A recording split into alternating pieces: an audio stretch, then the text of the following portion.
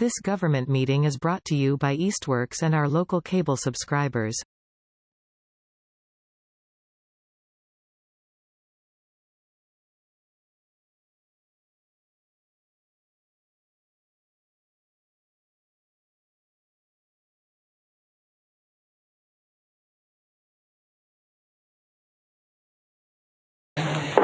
Okay, everyone. I'm going to call to order the meeting of the Southampton Select Board for March 26th at about 6:02 p.m. And let us first stand and say the Pledge of Allegiance. We have a flag out the window. I pledge allegiance to the flag of the United States of America and to the republic for which it stands, one nation, under God, indivisible, with liberty and justice for all. Good, thanks. And Jamie, why don't you come over next to Ellen for a minute, or wherever you want to be. Eventually we can move around on the corner there. Okay. Good, all right.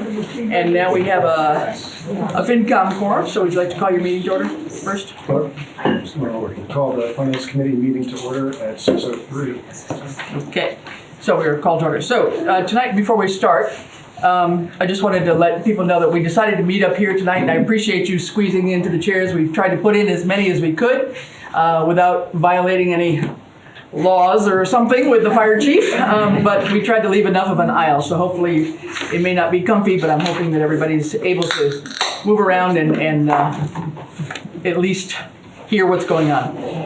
The reason for coming up here tonight is we generally have found that we like better to have discussions like this around this table, which is easier to talk to each other and face each other rather than that long monstrosity of a table that you saw downstairs last time, if you were here. And the acoustics downstairs, because it is such a large room, is very, very hard. So somebody at one end of the table is very hard to hear the other person. Those microphones on our table really are... They're real, but they don't do the job because it really talks into the camera rather than anything else.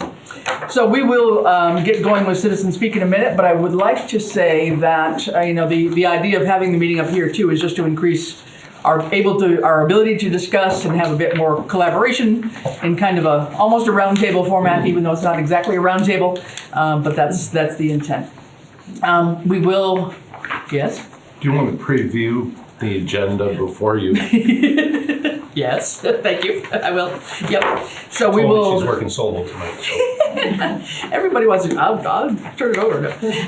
So we will get to citizen speak in a minute, and I have a sign-in sheet, so I'll go in order of the actual sign-in sheet, and then once we're done with citizen speak, we have one tiny small business item to do with our town clerk. We have to re-sign the caucus warrant.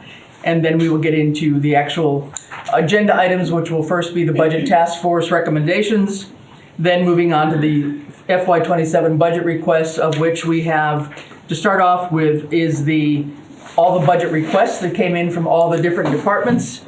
There is then a base budget proposal, and then that's what's the catastrophe budget, if you would call it that, I think. And then an override budget proposal. So those are the three things that we'll be looking at tonight. Our members here have got them on the table, but everything will be projected on the screen as well. So that'll be kind of the order of discussion, okay?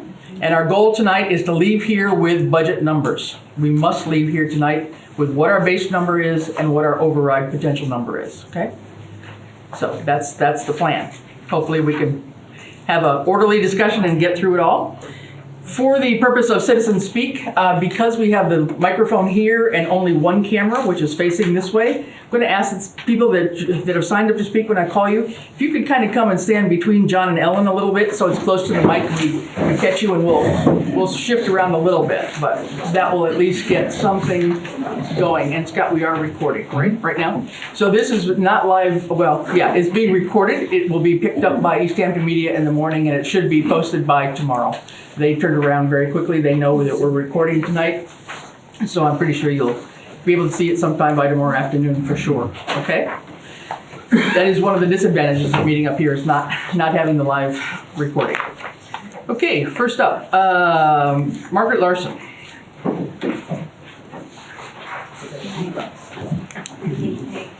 Now, sorry, Margaret, are you doing the Nope. okay, all right. I'll do that when we get to it. Okay, Yeah, I wasn't sure if I was calling you this is twice. a security blanket now. Got it, Sorry, okay. did I ask you? Yeah, okay.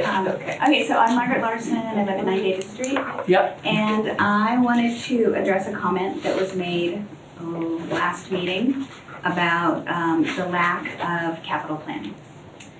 So I've been on the capital committee for 13 years, and over that time period, I've worked with 3 town administrators. The first 2 were vaguely interested in a capital plan. I think that's putting it kindly. And we would, as a capital committee, come up with some plans and present them to FinCom, present them to Select Board, and at every occasion, we were essentially shot down. What we were told is there is already a funding mechanism for capital, which is free cash. So the problem with that is that over the past decade, the amount that we've been able to secure from free cash has ranged from $1,700 to $300,000. That lack of consistency has made it very difficult for us to do any kind of planning, for us to be able to afford debt, to afford any of all of the requests that have come in, and we were always picking and choosing and pushing things off down the road. So that has resulted in deferred maintenance. It's resulted in buildings that are having issues that we can't repair without now spending a lot more money. As we all know, if we all let our cars go too long, the bills just keep going and going. The other thing that it has done, so I'll give you a specific example. 3 minutes, Margaret. Yep. Getting close. I know. A couple years ago, I tried to get a capital account at Hampshire Regional because they have a lot of deferred maintenance as well. Every other town said, we're not going to fund that because we already have our own capital accounts. And here we are in Southampton. If we get a hit from Hampshire Regional, we have to go into debt to take care of that. So I just wanted to provide a little bit of context for what has happened with capital planning over the past, and I think Scott's capital plan is the most robust we've had since I've been on capital. Thank you. Okay. I neglected to say I'm allowing 3 minutes tonight per speaker, and I'm asking Stephen to do a little timekeeping for us. Okay? If there's a way to, yeah, that's good. Thank you. All right, next up, Jen Johnson. Sorry for all the gymnastics, but yeah, just a little bit closer to the table if you wouldn't mind. Yeah, thanks. Jen Johnson, I live at 57 Rattle Hill Road. Good evening. I have a few things to speak to. First, I implore you to let the voters decide whether or not they want to fully fund the town. That will hopefully buy us a few years to let the state get it together and decide to fully fund the education system they pride themselves on. Allow the town to see all of the numbers, very specific cuts associated with each level of funding so everyone is on the same page about how this town will be moving forward. Second, I would like to thank you for making the switch out of the insurance trust and into the GIC. To clear up any confusion, the Hampshire Regional School Committee voted to do the same, but unfortunately, the HREA did not approve the Memorandum of Understanding, or MOU, that would have sped up the steps for the 32B and allowed them to move into the GIC. Due to time constraints, that move was not able to be made. Lastly, since the Hampshire School Committee meetings are not televised, though I thoroughly believe they should be, I wanted to shed some light on that budget. At the initial budget meeting, a level service budget was presented that was 11.2% increase over the FY26, with an assessment to the towns after the revenue subtracted would have been 9.4% increase over the FY26 budget that is divided based on enrollment due to the individual towns. There were many failed votes that night on what that Hampshire budget should be, and level services was never one that was put on the table. By the end, a 5.66% budget was voted on to go to the budget hearing. With those budget numbers, certain cuts were made, and those were the following: restrictions of supply and textbook lines, changes to laptop programs, elimination of an admin assistant, elimination of a wellness teacher, elimination of an adjustment counselor, elimination of a music teacher, elimination of late buses, increase to athletic fees to offset the cost of JV sports, and AP exam fees would be paid by families, which previously were paid by the school. While at the budget hearing on March 16th, after much and sometimes heated debate, additional funds were added to the 5.66% budget to bring it to a 6.75% increase over FY26, with the added money to reinstate the adjustment council position as well as the music teacher position. This decision was not done lightly, as there once again were failed votes and amendments made. I think it's important for the general public to know that even though we can't change the Hampshire budget like we can other town departments, the people in charge of finalizing the budget did so with their own town's finances in mind at all times. Those that attended the meetings as a member of the public, I think, will attest to that. While Norris took a devastating cut last year, I would like to point out that Hampshire has taken cuts as well over the past few years, such as FY25 math teacher and an academic interventionist was eliminated. FY25, a wellness teacher and academic interventionist was eliminated. FY26, school librarian, art teacher, and a half reduction of a business teacher. With all this said, I once again implore the select board to accept the Hampshire budget as is and put the 6.75% budget to the town to vote on its entirety. Thank you. Thanks, Jen. Okay. Next, Ann Bowman. I'm Ann Bowman and my address is 202 Pomeroy Meadow Road. I would like to thank the Select Board and Finance Committee for their work on this town budget. I support a full-service budget requiring an override. I believe our town government, our library, our schools, our senior center, and all town departments need to be fully funded. Yes, this will require us to approve a 2.5% override. How can the government of Southampton continue to meet the needs of our community if it is not fully funded? My hope is that the residents of Southampton will vote to fully fund our town. Thank you. Bruce Bowman.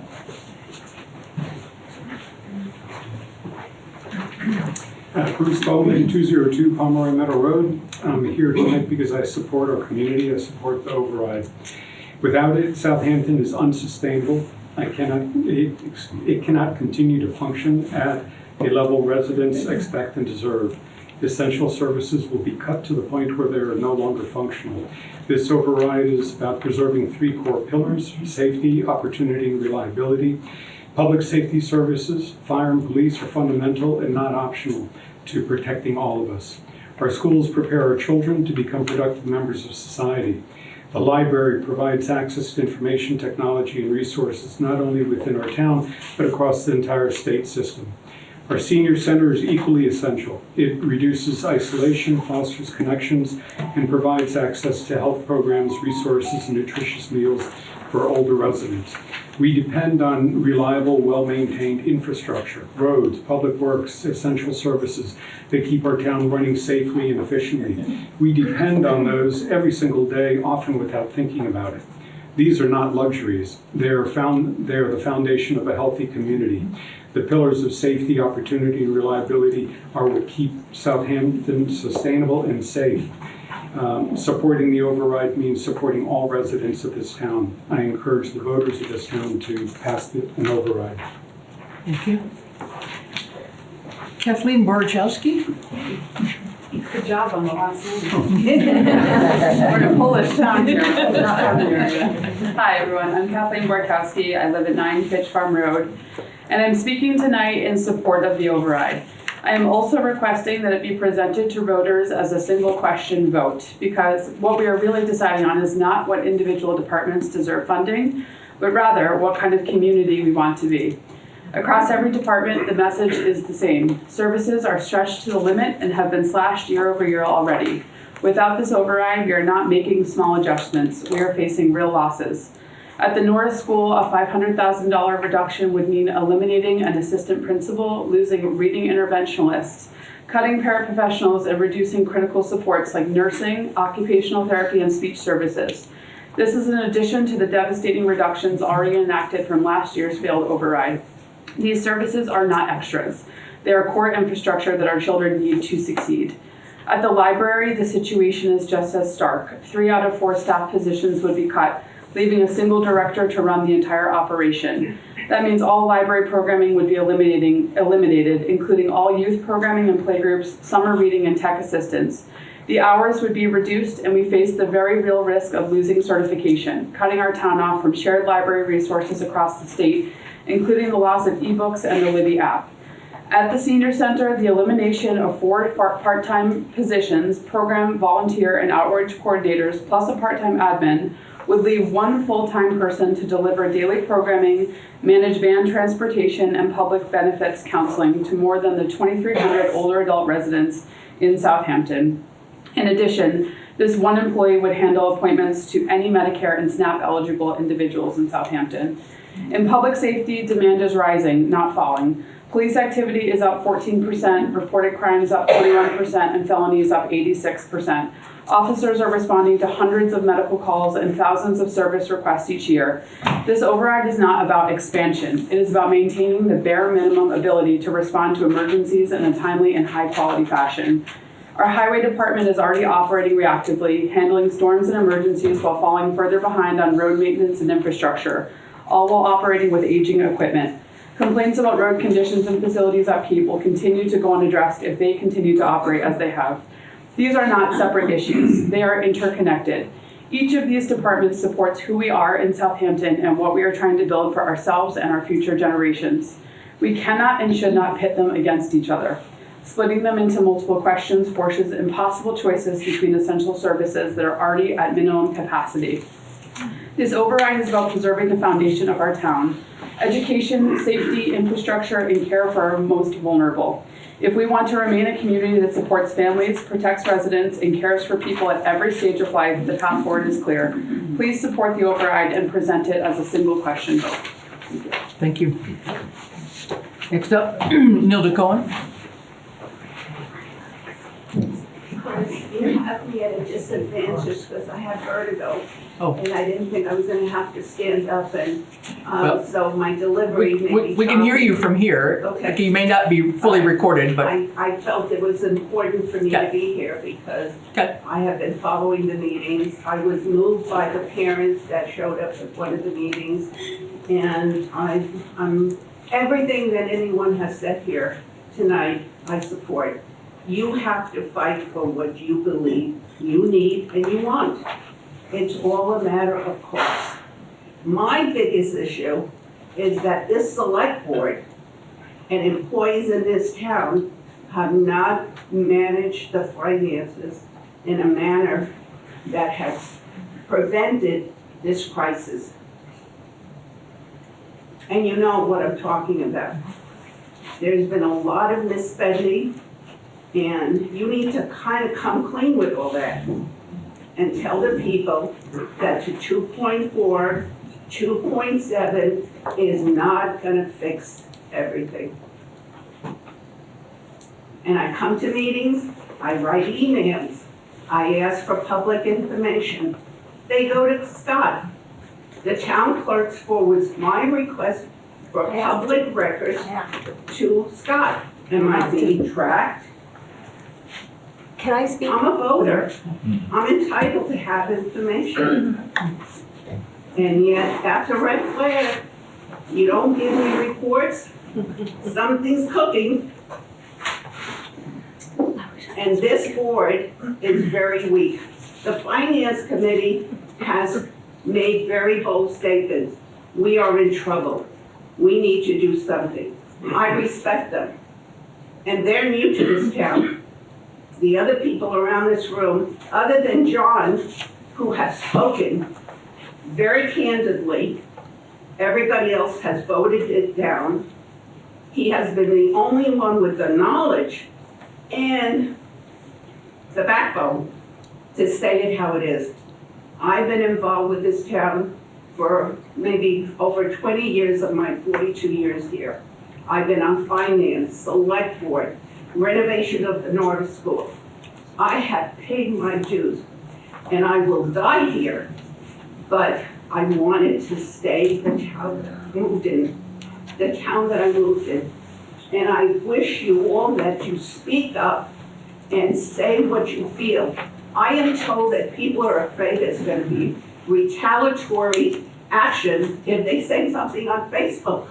When have we had a town administrator that makes comments to people on Facebook that is inappropriate. He is an employee of the town. Your time is almost up, no? That's all I'm gonna say, because I have 3 pages, and I appreciate you gave me the platform here, because, as I said, thank you very much, and thank you, all of you, for giving the time. Thank you. Robert Floyd, next.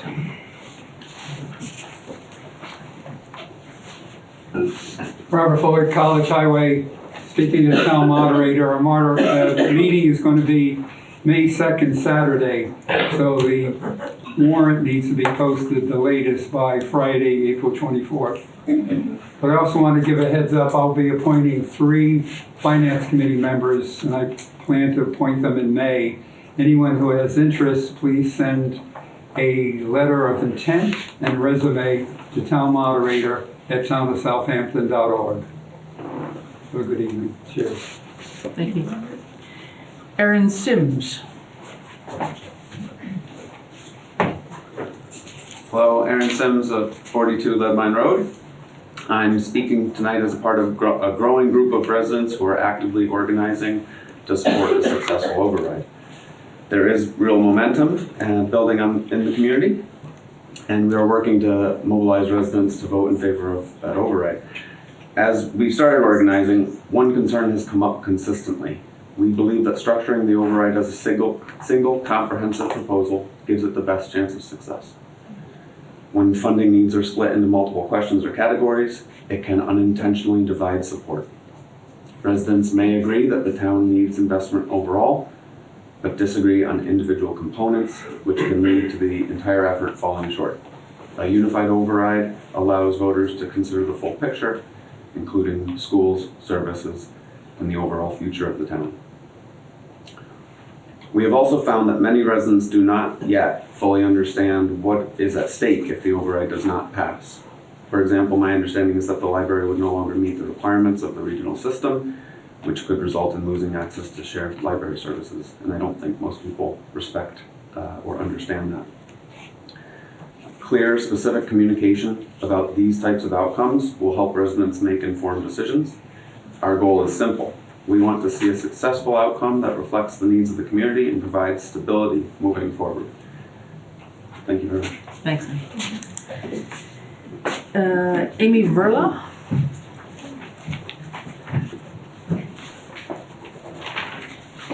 Hello, my name is Amy Verla and I live on Lime Street.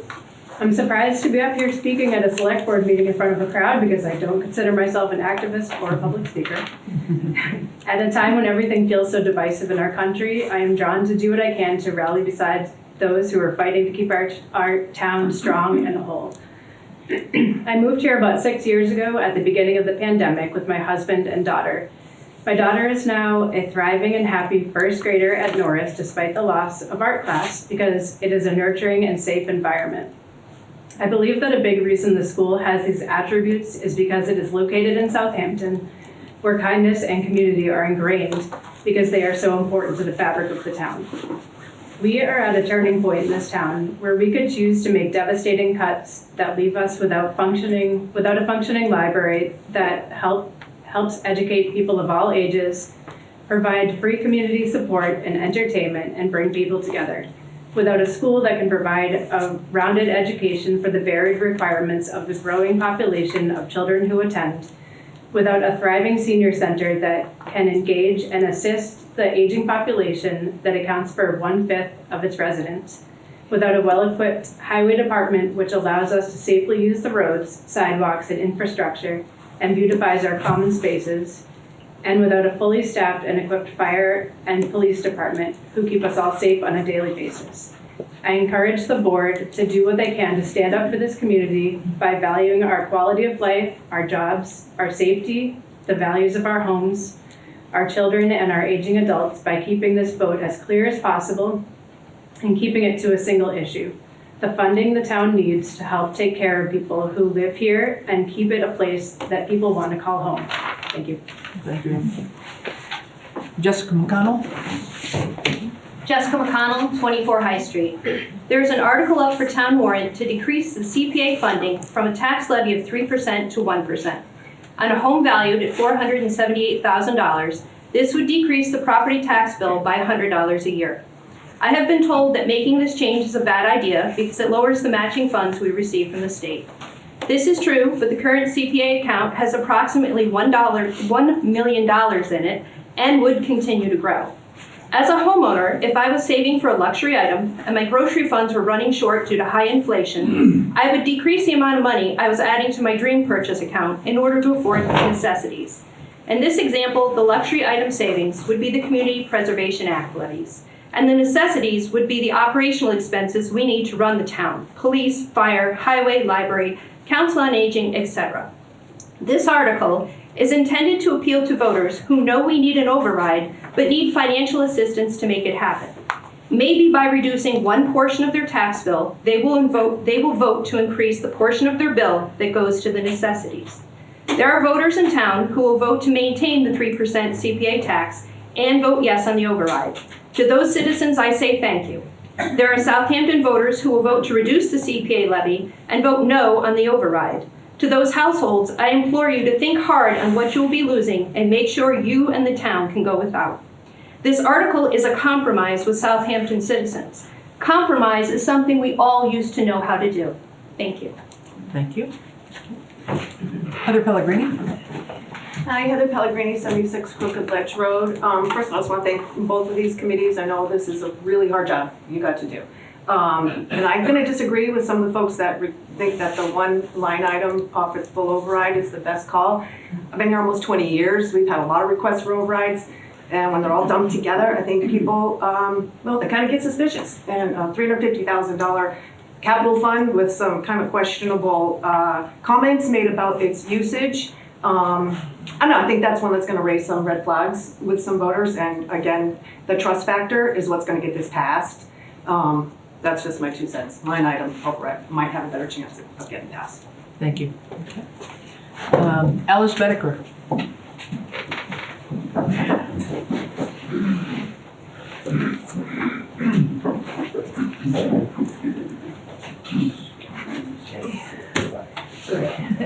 Sorry for the gymnastics. Getting my workout in, getting over here. My name is Alice Badeker, 3 East Street. I've lived here about 11 years. I'm a volunteer on the Parks Commission. I volunteer as a youth sports coach. I also volunteer with the Council on Aging pickleball group. I come here as a concerned citizen of Southampton, and again, I don't see myself as someone that comes and talks publicly on these kind of issues, but here I am. My son has purchased a home here. My daughter and son-in-law have purchased a home here, and now my grandson will be a future student at Norris School. My daughter is employed as a paramedic here. Our youngest son attends Norris School here. My spouse and I are educators. The first comment that warranted me speaking is that I had heard on one of the recordings an official that had stated it's all debatable how many employees should be in the school. I can't believe that removing 5 to 9 employees is going to be devastating, as people said. As an experienced teacher who has taught over 20 years, and my spouse also, losing paraprofessionals, arts teachers, occupational therapists, speech teachers is devastating. It is devastating to the students and to their families. Many families rely on the expertise of these teachers when they meet with them and they talk with them. Our son received speech services from kindergarten through 3rd grade. He needed that service. I have also said in my classroom that I'd welcome politicians to come in and do what we do every day. Have any of the board members ever visited Norris School and see what would be eliminated firsthand? To eliminate reading interventionists will have an absolute devastating effect. If you do not correct and or identify disabilities in reading by 3rd grade, you will face higher numbers of children failing reading levels in the upper elementary grades.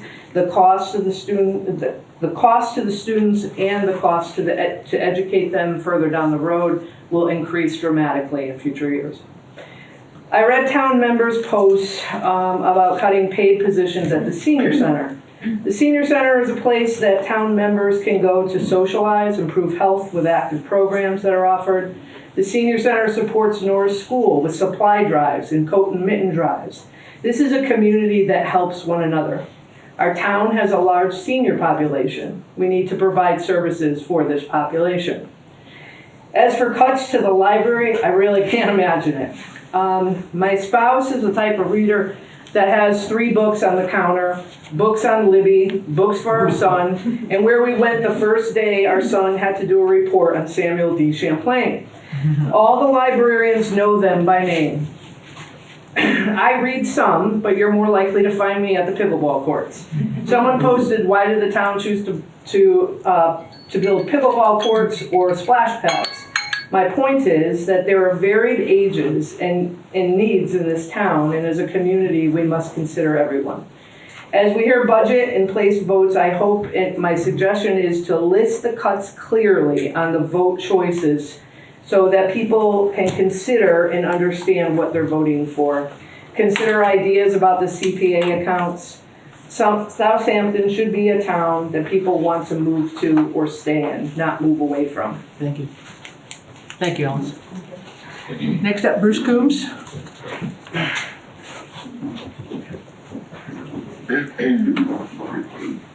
Bruce here? He changed his mind. Changed his mind. Okay, thank you. Tammy Wilderness.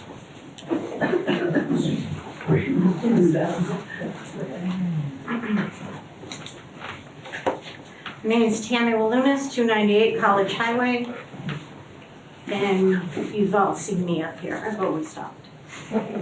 First, I'd like to set the record straight specifically for the Housing Authority Committee. That at the last select board meeting, I did not ask for the CPA accounts to be closed. I asked if the 3% surcharge that is taken out of every taxpayer's bill be applied to the budget to help with all the cuts that were happening. You did not tell me it was not legal just to remove the percentage and redirect me to the correct laws. It was FinCon that provided an answer to that question, where I then asked if the percent could be changed. That is when John Lumbra had pointed out that the 3% could be changed with a citizen's petition.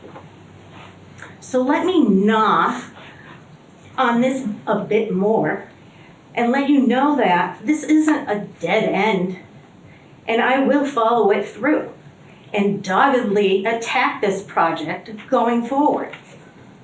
Also, I did not take the town to court, but should have, since it's now 5 years since Red's passing, and there is still nothing done with a senior center like the will had asked. You did not put me on a more productive path with a project. So now I put together a petition with over 50 signatures, only to be informed it wasn't on the correct petition form. And I had to get another additional 10 plus names on that corrected form. I believe that 1% of the citizens from this town should be enough to have this added on the warrant. I also submitted this to the town clerk 58 days before our town election, when the law states that it needs to be at least 42. I want to know what else you're going to throw at me to prevent me from going on the warrant as an article for the annual town meeting on May 2nd, 2026 at Norse. Because waiting to put me on the agenda until March 31st and knowing that the deadline is April 1st is a really shitty thing to do to a member of the committee.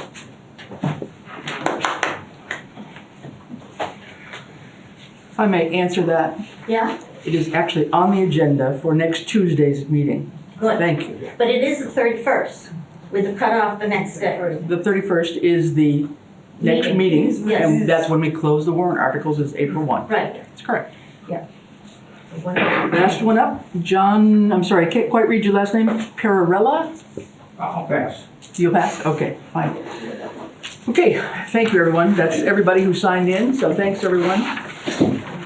Much appreciate that. First up, we will have actually let's see, we have our town clerk, Lucy Dalton, has something for us to sign at select board. Sorry, want to just tell us what it is? It's a re-signing of the caucus warrant. I noticed a typo on the one they previously signed. There is enough time for it to be posted. So in transparency, I am telling them they have to re-sign it so it can be posted. Okay, thank you. So Go ahead. Go ahead. So the only change here is typos? Yeah, it was just, I was writing out the seats and park commission was included in there and there's no seats up for park. Okay. Thank you, Lucy. Yeah.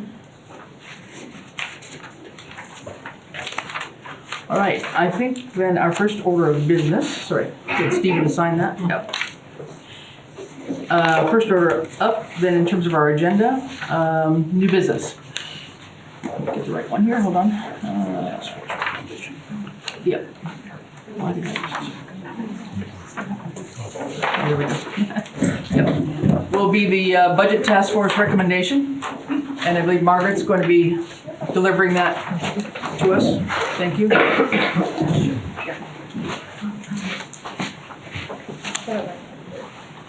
Hi again, I am representing the budget task force that was put together in order to make some recommendations regarding the override, town meeting articles, etc.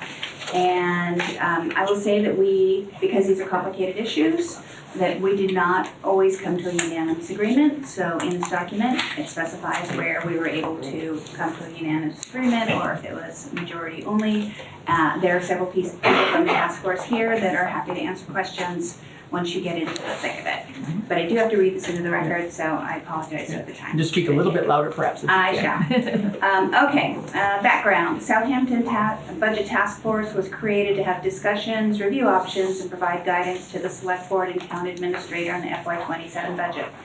The Budget Task Force recognizes that a robust FY27 budget requires a potential override and engage in in-depth discussions around the amount, the impact of citizens, and what would be necessary for the town to continue to provide basic core services. As part of this effort, the task force also developed recommendations for town meeting articles and ballot questions. We met 6 times beginning in February and will meet again to plan informational sessions regarding the override. Task force consists of the town administrator, select board chairperson, superintendent of schools, chief of police, 2 town citizens, and representatives from the finance committee, capital committee, Norris School, and Hampshire Regional. So the situation is all Southampton town departments and school committees were asked to submit budgets for FY27 that totaled $24,484,896.96.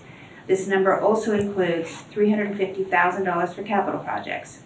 Revenues are projected at $22,155,361, leaving a shortfall of $2,329,535.96. Revenues are conservatively projected as actual funding will not be finalized until May and June. Here's our recommendations for the override. The task force, by majority, recommends an override of $1,938,947.80. This partially restores the asks for North School, Capital, Library, and Fire, eliminates the land use planner position, and reduces e-permitting and inspection services. The task force believes this to be a responsible number that retains town services, but could be approved by the voters. This number also includes approximately $65,000 for Hampshire Regional, which reflects the difference between the preliminary and final Hampshire Regional budgets. On average, this represents a property tax increase of $768 a year.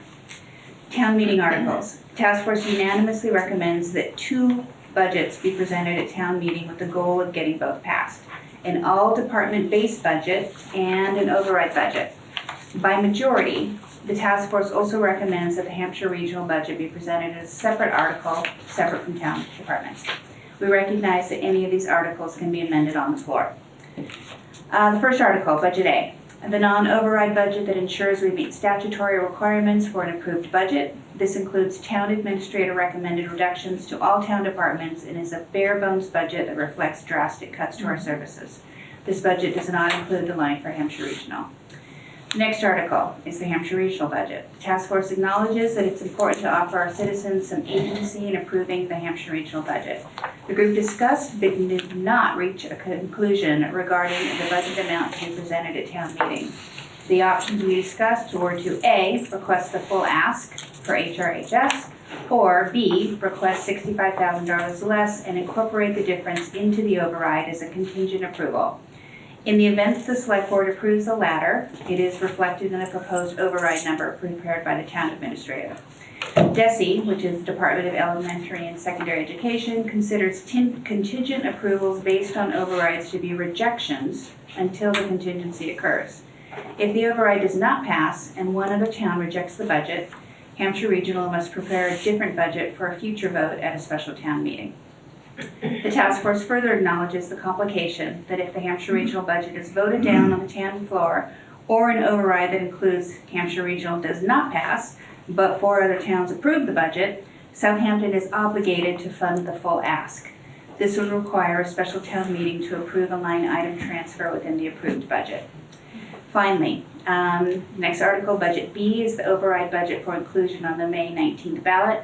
This includes all departments and the request for capital, as the task force believes we should present a single budget representing all town department needs. Again, note this budget is $390,000 less than the original department request. For the ballot question, the task force unanimously recommends that the override be presented as a single ballot question. This avoids departments being pitted against each other and establishes capital as a dedicated fund to support all town services. Regarding the capital account, as noted above, the task force unanimously recommends that capital be appropriately funded and included within a single override budgeted to be presented at town meeting and as a ballot question. Over the past decade, the amount allocated from free cash for capital has ranged from a few thousand to over $350,000. This inconsistency prevents responsible capital planning and has resulted in years of infrastructure neglect, deferred maintenance, and an extension of vehicle life long past their recommended service. This has been submitted by, in alphabetical order, Trish Colson-Montgomery, Hampshire Regional School Committee, Christine Fowles, Select Board Chair, Doug Hamill, Finance Committee, Chief Ian Illingsworth, Chief of Police, Margaret Larson, Capital Committee, Art Lawrence, Citizen, Dr. Vito Perone, Superintendent of Schools, Bob Briggs, Citizen, Kim Schott, Norris School Committee Chair, and Scott Seebeck, Town Administrator. Thank you. Thank you. All right.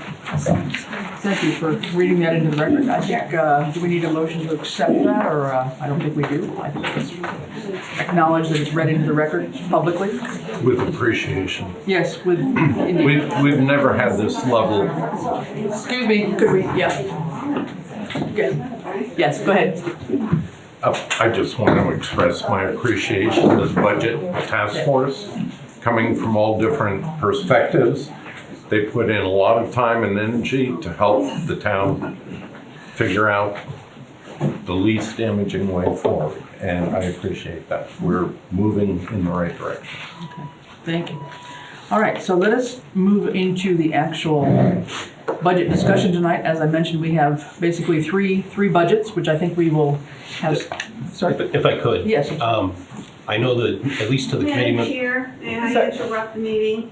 Would it be possible that handouts of this budget, I can't see that screen. It's also online, so there. Well, but we're at this meeting now, and it would be helpful if we could follow the lines.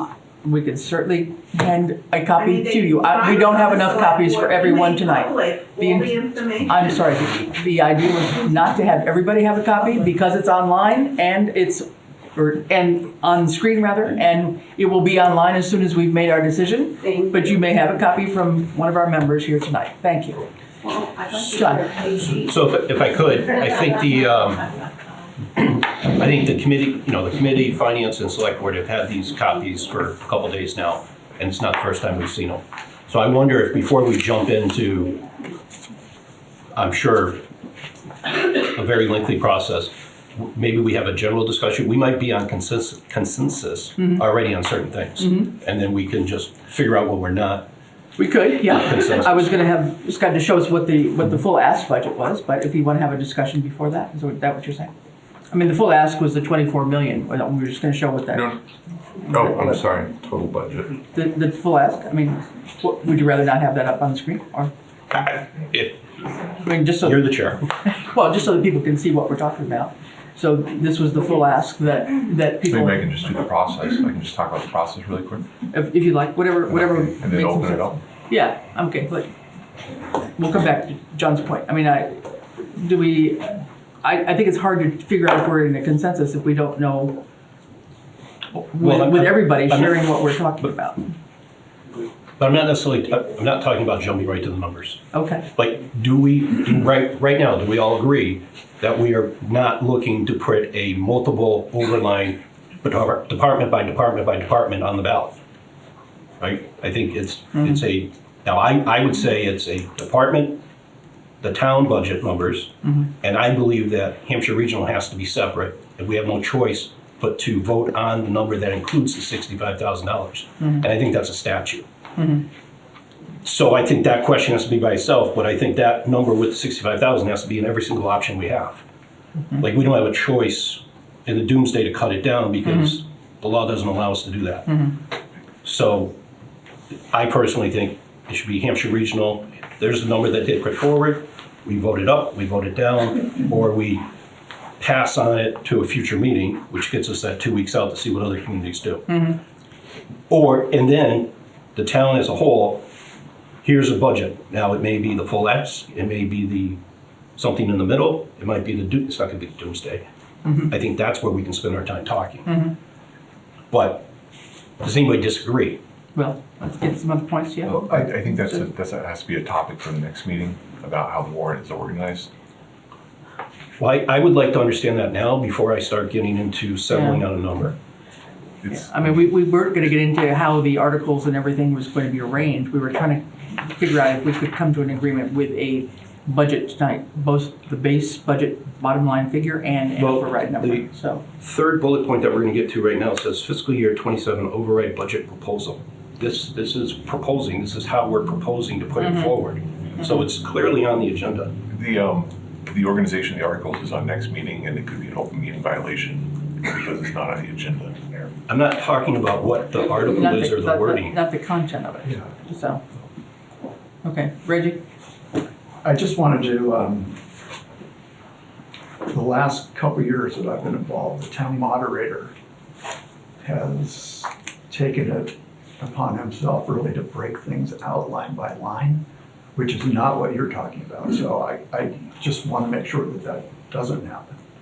Can you all make sure you're speaking loud enough for people in the back? Yes. Thank you. Yeah. So the question is whether we break, the town moderator in the past has broken up the budget and had us vote on separate pieces of it, which I don't think is correct, and I don't think that's what we would like to see.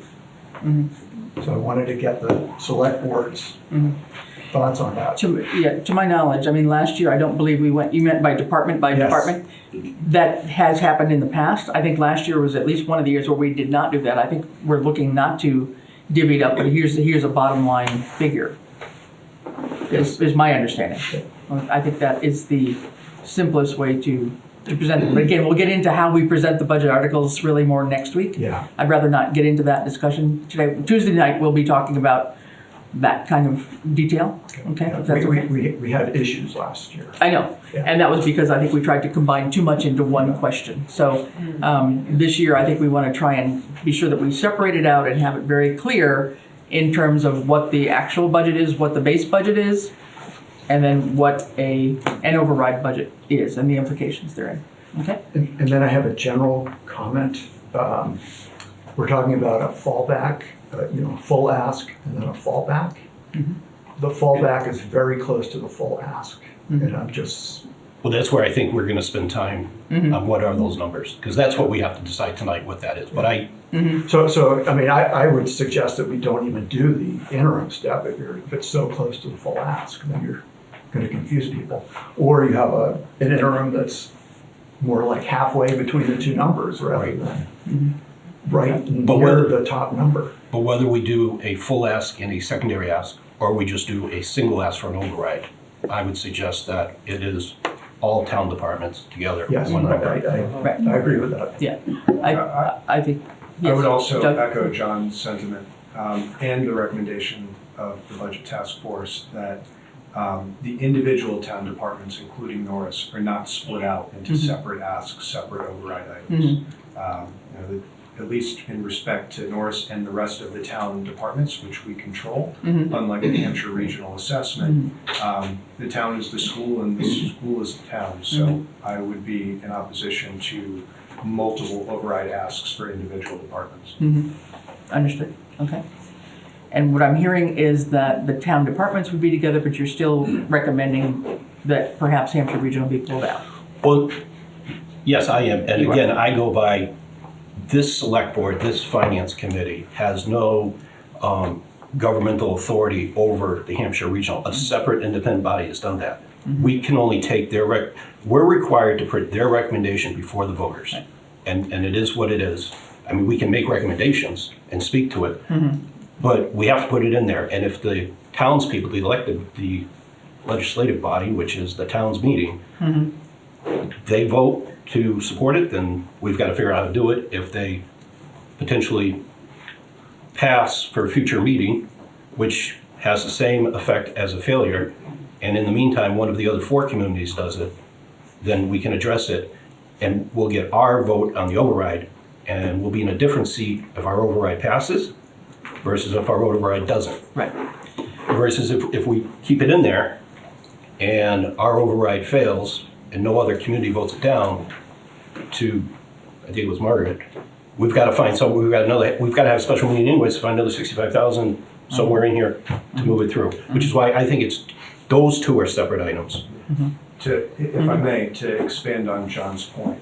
So the mechanism, and I forget the actual statute, but it's 16B for approving the budgets for regional school districts, relies on appropriation. By including the entire ask for Hampshire Regional from their last final approved regional school committee vote in the base budget, it functions as a automatic approval if the base budget, the budget with the reductions, is approved.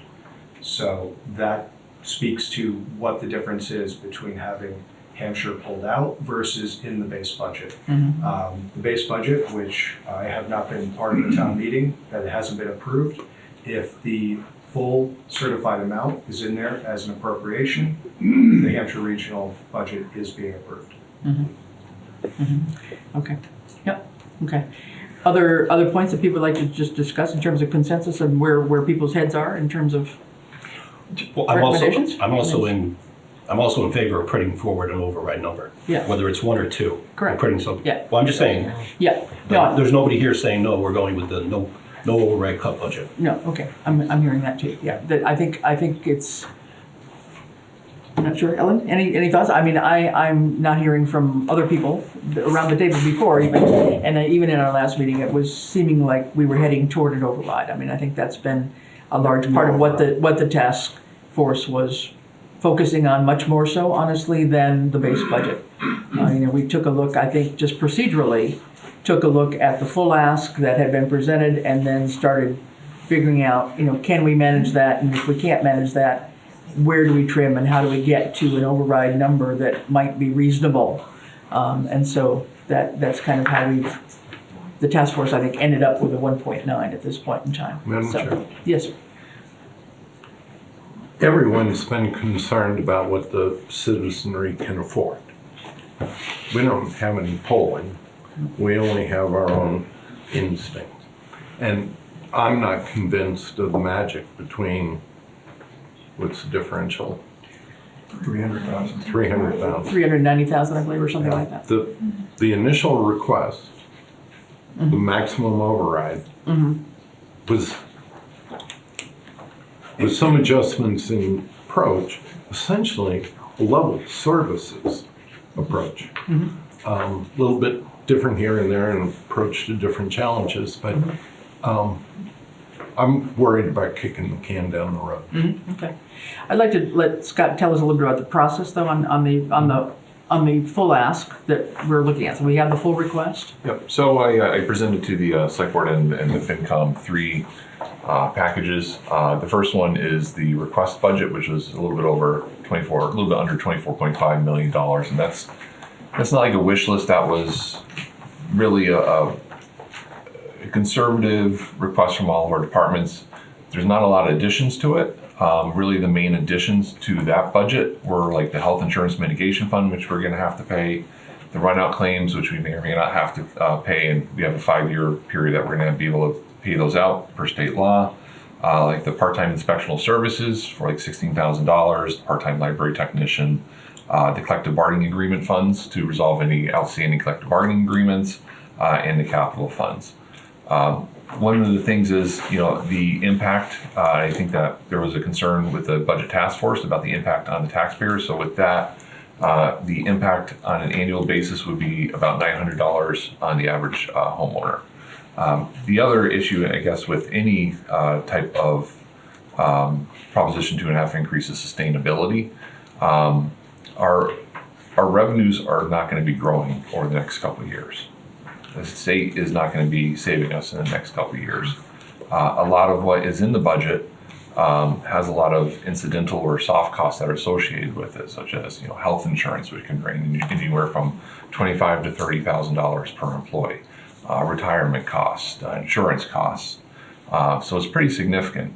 And when you look at a $2 million override, just as a rough number, when that's added to the tax levy, that's only going to be able to be increased about $50,000 per year.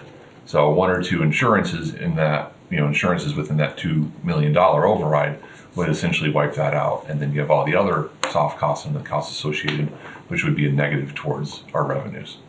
So with that, we came up with the middle budget, which was a $1.9 million override. Scott, just before you get that, can you verify or validate the $2.2 million number that is in the requested budget?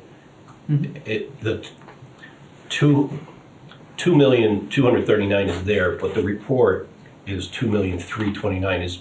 Is it 3 and 2 inverted? It might be. I can check. So I think it's $2,329,000. 300. Yes. Sorry. And just to say too, I think once there may be errors though. I'm juggling 3 Excel sheets, so once we get a final budget, then Bradley and I are going to go through it with a fine tooth comb. No, I think that's the goal. I just want to be clear on that too, because I think we've seen different numbers, but that's a very good catch. Once we come out with the actual budget numbers, this won't stay exactly like this tonight. Scott and the town accountant have got to sit down and go through and make sure that every piece of the workbook links up. All the math errors, all the math formulas rather, link from one basic workbook on the backside that all rolls up correctly. So that will be the final, a fine tuning that has to happen after we get through with the basic idea of where we're going tonight. So the middle one was based on some of the guidance from the budget task force to look for under $2 million for the override. With this, the average taxpayer increase in Southampton would be about $768. Again, this is kind of looking towards the future and sustainability. Some of the positions that were cut on the municipal side. Now, with the school side, the town does not have any line item authority over what the schools get. So it's just one number that the town would provide to Norris School and Hampshire Regional. But on our side, looking at positions that may carry benefits, like the vacant positions like the land use planner, the youth librarian, the fire department, things like that. Again, being a little bit more sustainable and reducing some of those other soft costs. We were able to increase it from the initial right around 1.8, and that was adding mostly money towards Norris School, so that brought up the funding to 11% for this year. And then obviously the non-override, which is often been referred to as the apocalyptic or catastrophic budget, and there's no ways around it. Doomsday budget, it would be significant, and there's no easy way to make these types of cuts. It impacts services. It would impact people's lives, both on the employee side, but also on the citizen side. And obviously, it would really impact. And this type of budget would really just be about preserving core services to the town. We're not talking about anything extra. We're talking about being able to get tax bills on time, having police officers and trying our best to fill potholes with no equipment. Basically, it's the bare minimum to operate what a municipality could be.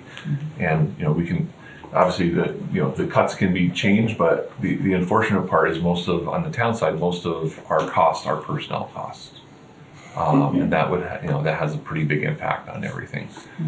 So for the most part, there's some significant cuts in here to get to that number. It would definitely impact the quality of life and moving forward. So, just to give you an idea. That was to cut nearly $2 million to get down to something that would match the revenue that we were anticipating. And again, the revenues are not fixed in stone yet. There's a lot more that's still moving. This is our best guess and the best conservative estimate of the revenues coming in that we're trying to get to, knowing that the governor's budget's not set. We've got various other things that are still not, inked in on paper, like how people will choose their health insurance, et cetera. Those are costs that are still got to come in. So, all right. So that's kind of the overview. Yes, ready? So I wonder, can we have a discussion about the middle column and whether that could be something else, or is that already happened? Sure. No, that's tonight's meeting. That's Okay. tonight's meeting, yeah. So tonight's meeting is, I think it's up for discussion in general. So, like I said, we did not go through the no override cuts in as great a detail as we did at the task force. I'm speaking from the task force group, as we did the 1.9 cuts. Because at one point we were probably closer to 1.7 as the override, and then ended up trying to figure out how we could build some money back in, and that's where it got up to the 1.9. So that is still there, and I think we were trying to share what the impact would be, tax impact would be. So that was what Scott relayed. Yeah. If I may, so talking about the middle budget, so with the Norris being cut, there's still a shortfall of 201,000. What does that mean? So what would be re-implemented though, and what would still be short? Because I'm tempted to, by looking at this, I would say, the capital, the 50,754. I mean, that would be with a full capital of 300,000. But we had talked before, give and takes on different things. So, I mean, if we cut that capital of 50,000 and fund Norris with it, now their shortfall's only 150, but capital still would have 200,000. We're on the assumption of the 300,000 for capital, and that middle number is just cutting it by 50. So I think that there's discussions to be made as to what is that 201? How does that still leave Norris short? I think that's the flavor of. Well, yeah. So for reference, the full restorative budget would be about a 14% increase for Norris School. This is 11%, and Is the 14% in the first number though? yeah, the request budget. That's correct. And this would be an 11%, and then obviously the no override would be a negative 3.5%. And just to give you an idea, With those recommended cuts. yeah. So for Norris increases, just to give you an idea of how much each one is. It's roughly about $65,000 to $70,000 per 1%. Bigger. Sorry, it's kind of crude, but yeah. So it's about $65,000, $60,000 per 1%. Scott, your models, when you make changes to the number of employees, does that fall into benefits? Because I was looking at the three columns, and the benefit numbers are basically the same in each of them. Why would that be? Wouldn't they, as you add positions back, wouldn't you have more benefit expense? Well, we won't know until the end of open enrollment what our actual benefit costs are going to be. So we might have some people come in, some people come off. But your first, the request, I'll call it the request, I'll use the headings you out there. The requested budget, assume, I'm asking if this is correct. Do you want to? Is the assumption correct that as far as benefits goes, it's who's on the census roster right now with a multiple in there of what you, 3% or whatever you think it's going to be. That's So correct. that's in the requested, but in the 1.9, I think there, if any of those, and there've got to be, well, not the land use planner because there's nobody in that role right now, but if that middle column, the 1.9 cuts, calls for a reduction in staff by either knocking them out of benefit eligibility and or eliminating position. Right. I think you would expect to see a credit. I would expect to see An big offset. differences in the These are all vacant. request Okay, and on no override cut though. Except for, I don't know if that's entirely correct. The youth librarian is a filled position.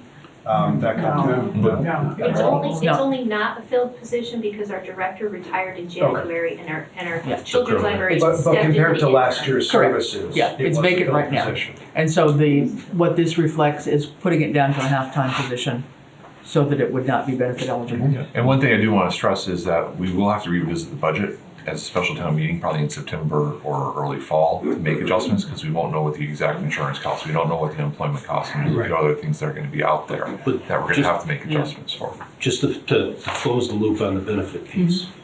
So what I understand is the 201,000 for Norris, even though we don't have the details here, and the 849 in the catastrophic, because we're not restoring any positions, there's nobody currently accepting benefits, therefore there'd be no benefit savings. For the cut budget, I'm not sure how Norris would make the cuts. So that would be kind of up to Norris to do that, and how it would impact, we wouldn't know. Well, it's, Yeah. I mean, the positions are all vacant now because of the last budget.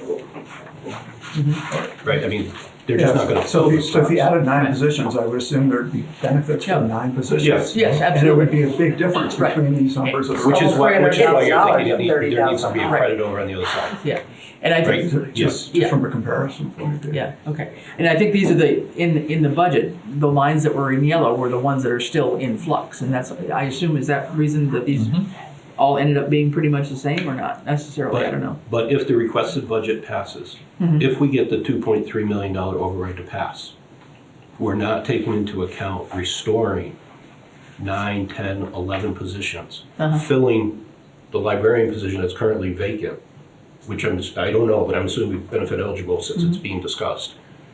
Like, there should be an X factor over that would actually increase.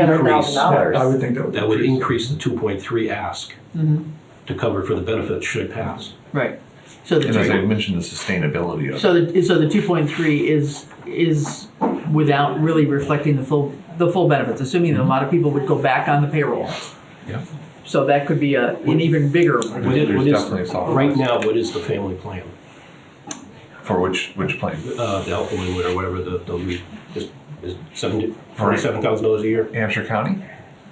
Or The GIC. GIC, the GIC that we're open enrollment right now, I just had it, it's be about $18,000 or $19,000 town contribution per year. per person, right? So if we're per thinking family. there 200,000 for simple math. correct, so we need to, the 2.3 needs to be increased. 5. Because if it passes and we're able to restore the 10 posts, I mean, I don't necessarily think all 10 would take the family plan. I think there's maybe a number somewhere in there. But we should put it in there. Yeah. I may be jumping ahead to that point. The no override cuts also don't reflect the give and take between the loss of benefited positions and the unemployment insurance that we would, as a self-insured municipality, be on the hook for. Right. So right now, you've just kept the benefit costs, the employee benefit costs stable across all three budgets. Yeah. Because it's a moving target at this point in time. Yeah. That's what I understand. Okay, but But I would suggest that the requested budget number be increased by at least $180,000 for employee benefits. Again, I'm of the belief that this is the number, and I want to get to the comment in box number 8 there in a second, but this is the number that just, for the most part, keeps us whole where we are. There's very little extra in there. I understand there's 16,000 for a support person in the Board of Health, and the 61,000 for the, land use planner, which was in this current budget. We just never filled it because of that hiccup. So that's not necessarily new. But really, the only other things in there, or the only new things in there that I'm aware of, is that part-time person in the Board of Health and building commissioner spot for like 16,000 and change. So, right? Yeah. So would you like to pull up the full request budget and just have that up there? I mean, just put in the, whatever you're suggesting and just see where we are with that? Or can you do it in the Excel form or no? I can try, it might be a little glitchy. I mean, I'm okay with the 200 as well, because you're gonna have FICA and you're gonna have Yeah. the benefits, and then if there's the ancillary benefits and then the return. I mean, it's gonna come somewhere there. It may not all fit the benefit line item, health insurance, I should say.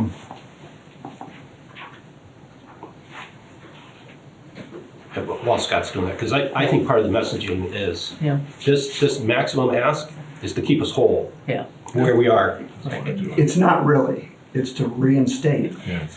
from last Well, year. yeah. So it is a 14% increase. Yes, it is. In school spending, not including benefits. And benefits are going up, But because there's an increase there as well, so. Right, but there's also an increase in the benefits across the entire town. Correct. And the retirement contributions. Correct. Right. But it's still a 14% increase. Yes. Yeah.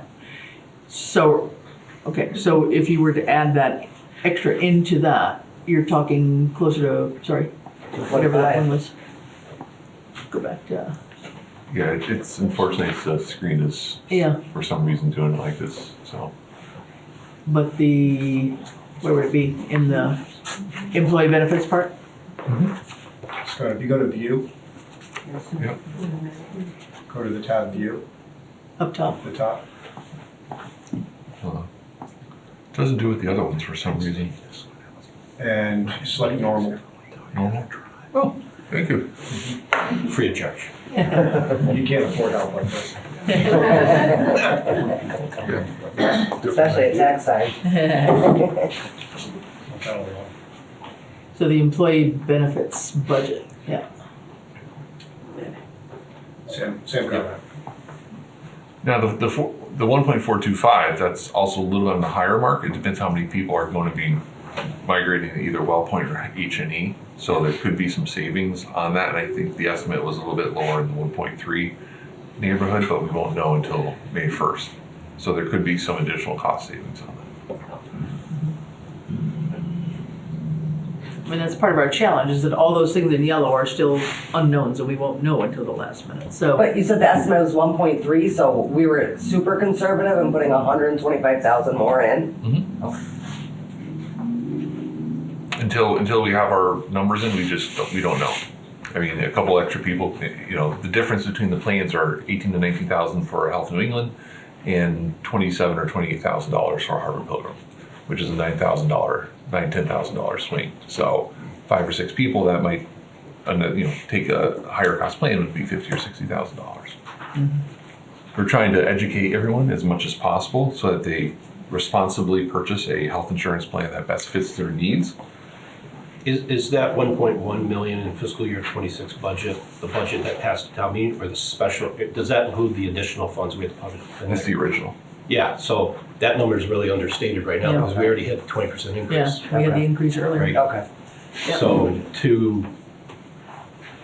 220,000 of that, yeah. So you have an extra like 125,000 in there as a placeholder. If we take, well, I'm not saying that's a placeholder, I'm just saying. I can't, I don't know yet. It could be, even be more, I don't know.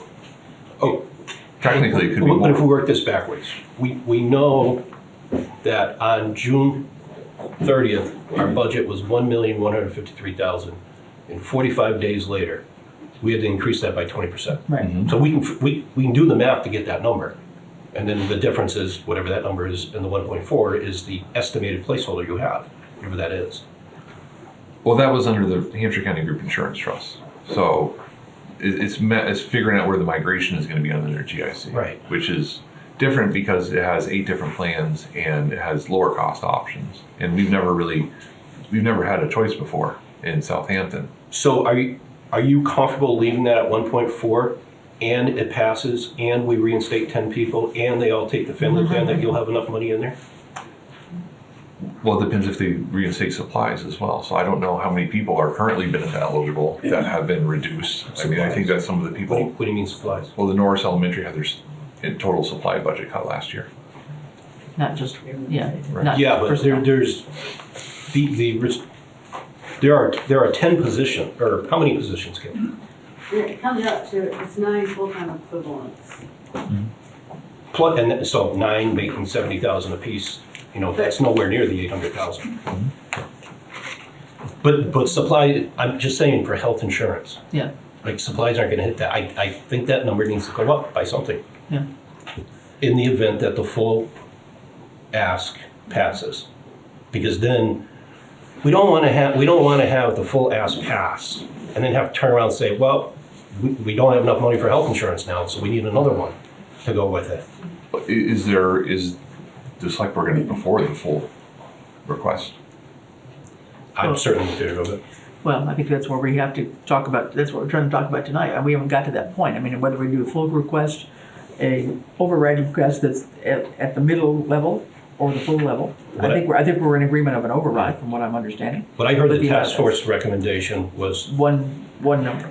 No, I heard it was both, to put through the full and then the reduced. Did I mishear? Oh, well There was then, only one, because we- we didn't want to Yep. split the vote. yep, can we, well, we can get to that later, but Yeah. for the purposes of discussion, can we assume we're gonna go with two, and then when we get to the discussion, if it's just one, it's one?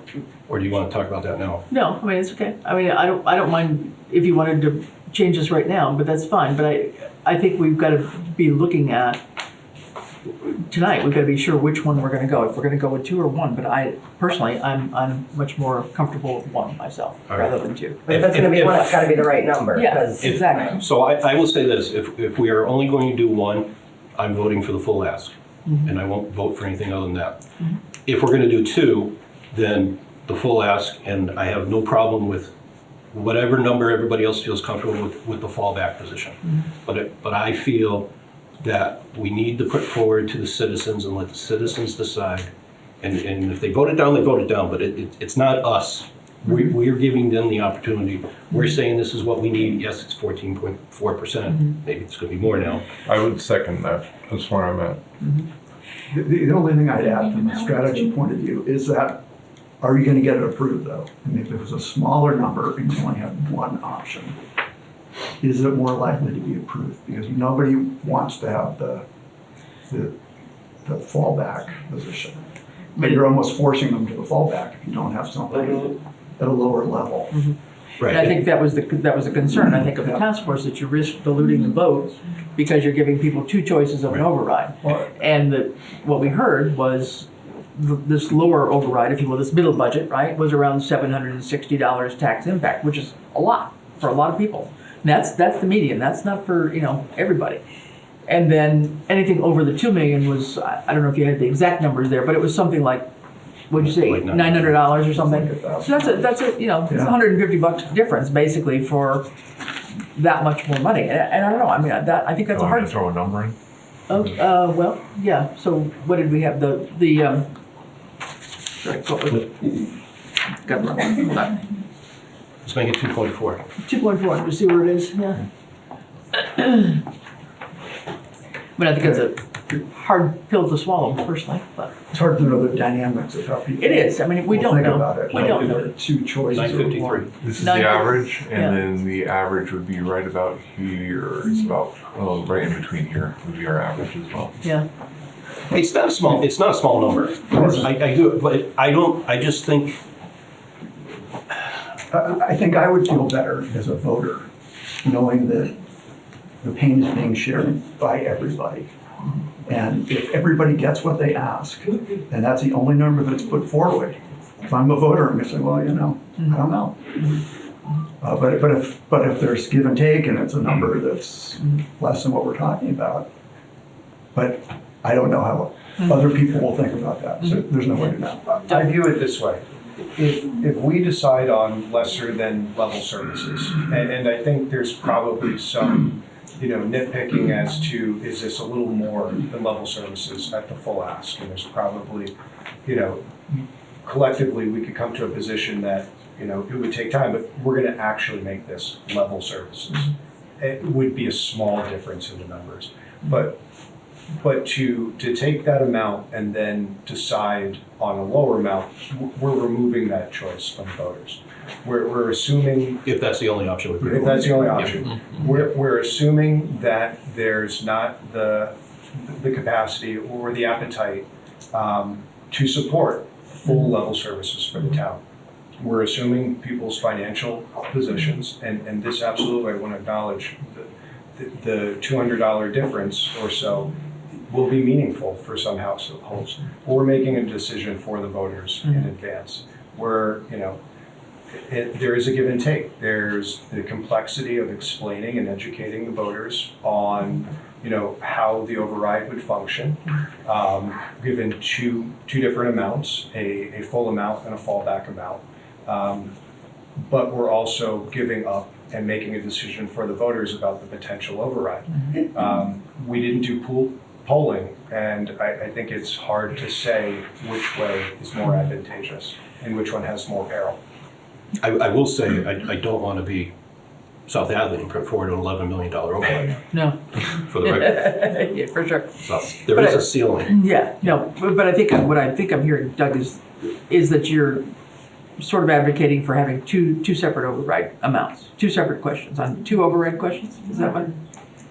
Rather than a single override question, I'm hearing a super full one like this, whatever that amount was, which is that $950 impact, and then perhaps the 19-ish one. So that would be a fallback. But you need to present both choices to the voters. And I guess Steve, anybody, my thought is just that I'm concerned that would really dilute the vote, and you risk not having the majority that you need to pass the override. If our goal is to try and pass the override, my concern, and it's my personal concern, is just that may be a breaking factor for some people, but.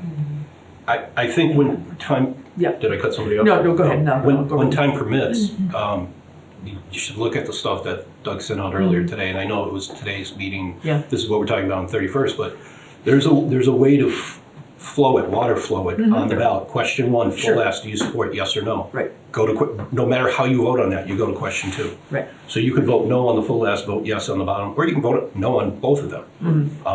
And if they both, or yes. Yes, sorry, yes. And that's what's described. And if both pass by more than 51%, then you take it's a question, yes. Yeah.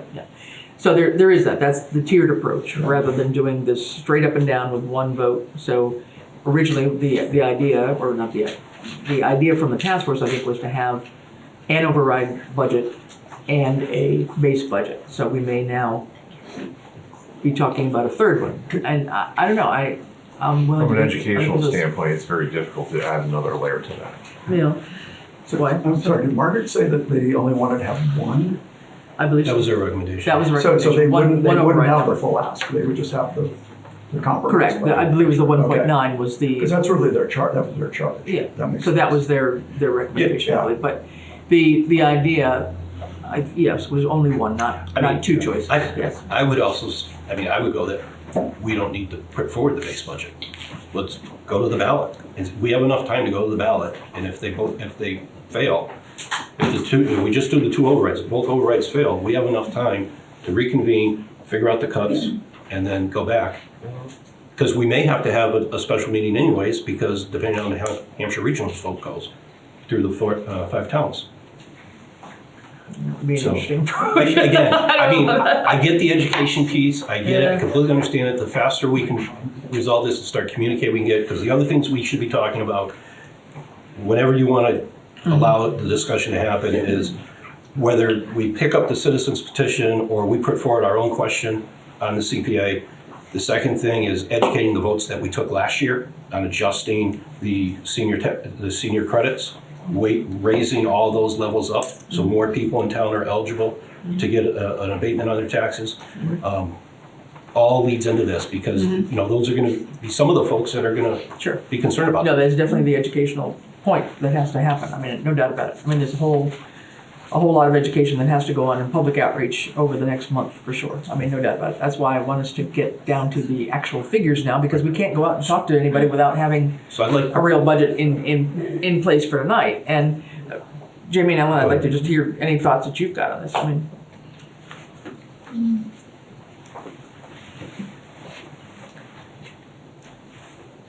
I'm just gonna say $1,000 a household is $250 a quarter, and we've been talking about how 60% of this town is over 60, and can they afford $250 more a quarter?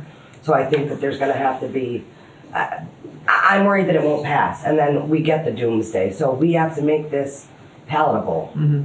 We have to make it at the best shot to get it passed so the town has services. Yeah, I think that the idea of the full, putting the full ask there is what I initially would be leaning for. And to let them decide. This is what it takes. But I'm not sure that figure will be, like you said, I'm not sure it'll be palatable. Yeah.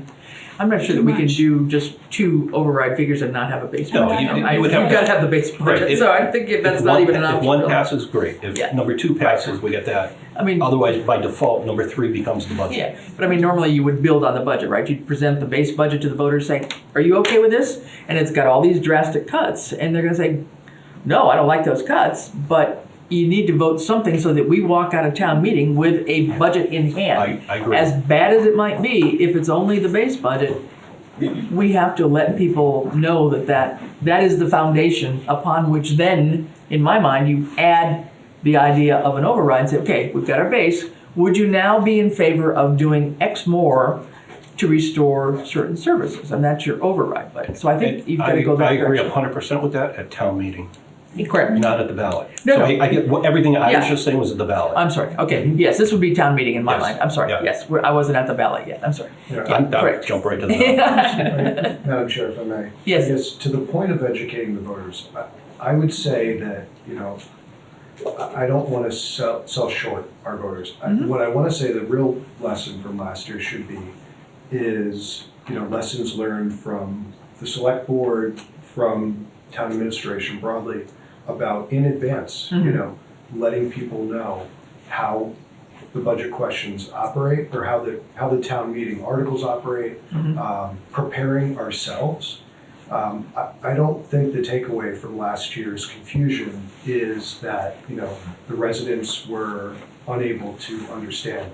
My personal takeaway was that we didn't prepare sufficiently as an administration. I think we made the question very complicated last year. Well, we've never had legal counsel sitting there with us. Yeah, so. And last year, we really did not do a lot to explain the upcoming warrant articles in advance. In terms of the impact, No, I don't totally. As far as that goes, we're way ahead of schedule this year. And I think that we will have a much better informed electorate. If you just look at, the grassroots organizations that have been formed up. No, you look at the upcoming informational sessions. Yeah, no, I think there's definitely been a more involved town I perspective have one this more time. question too, and Scott, maybe this is for you.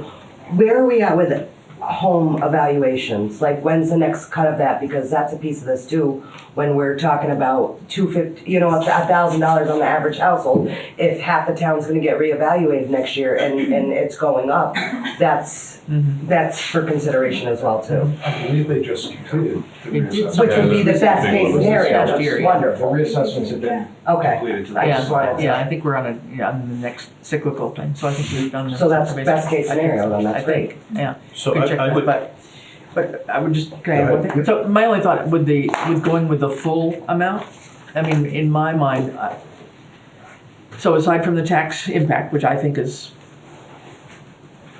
significant for many households in town, I guess I'm concerned about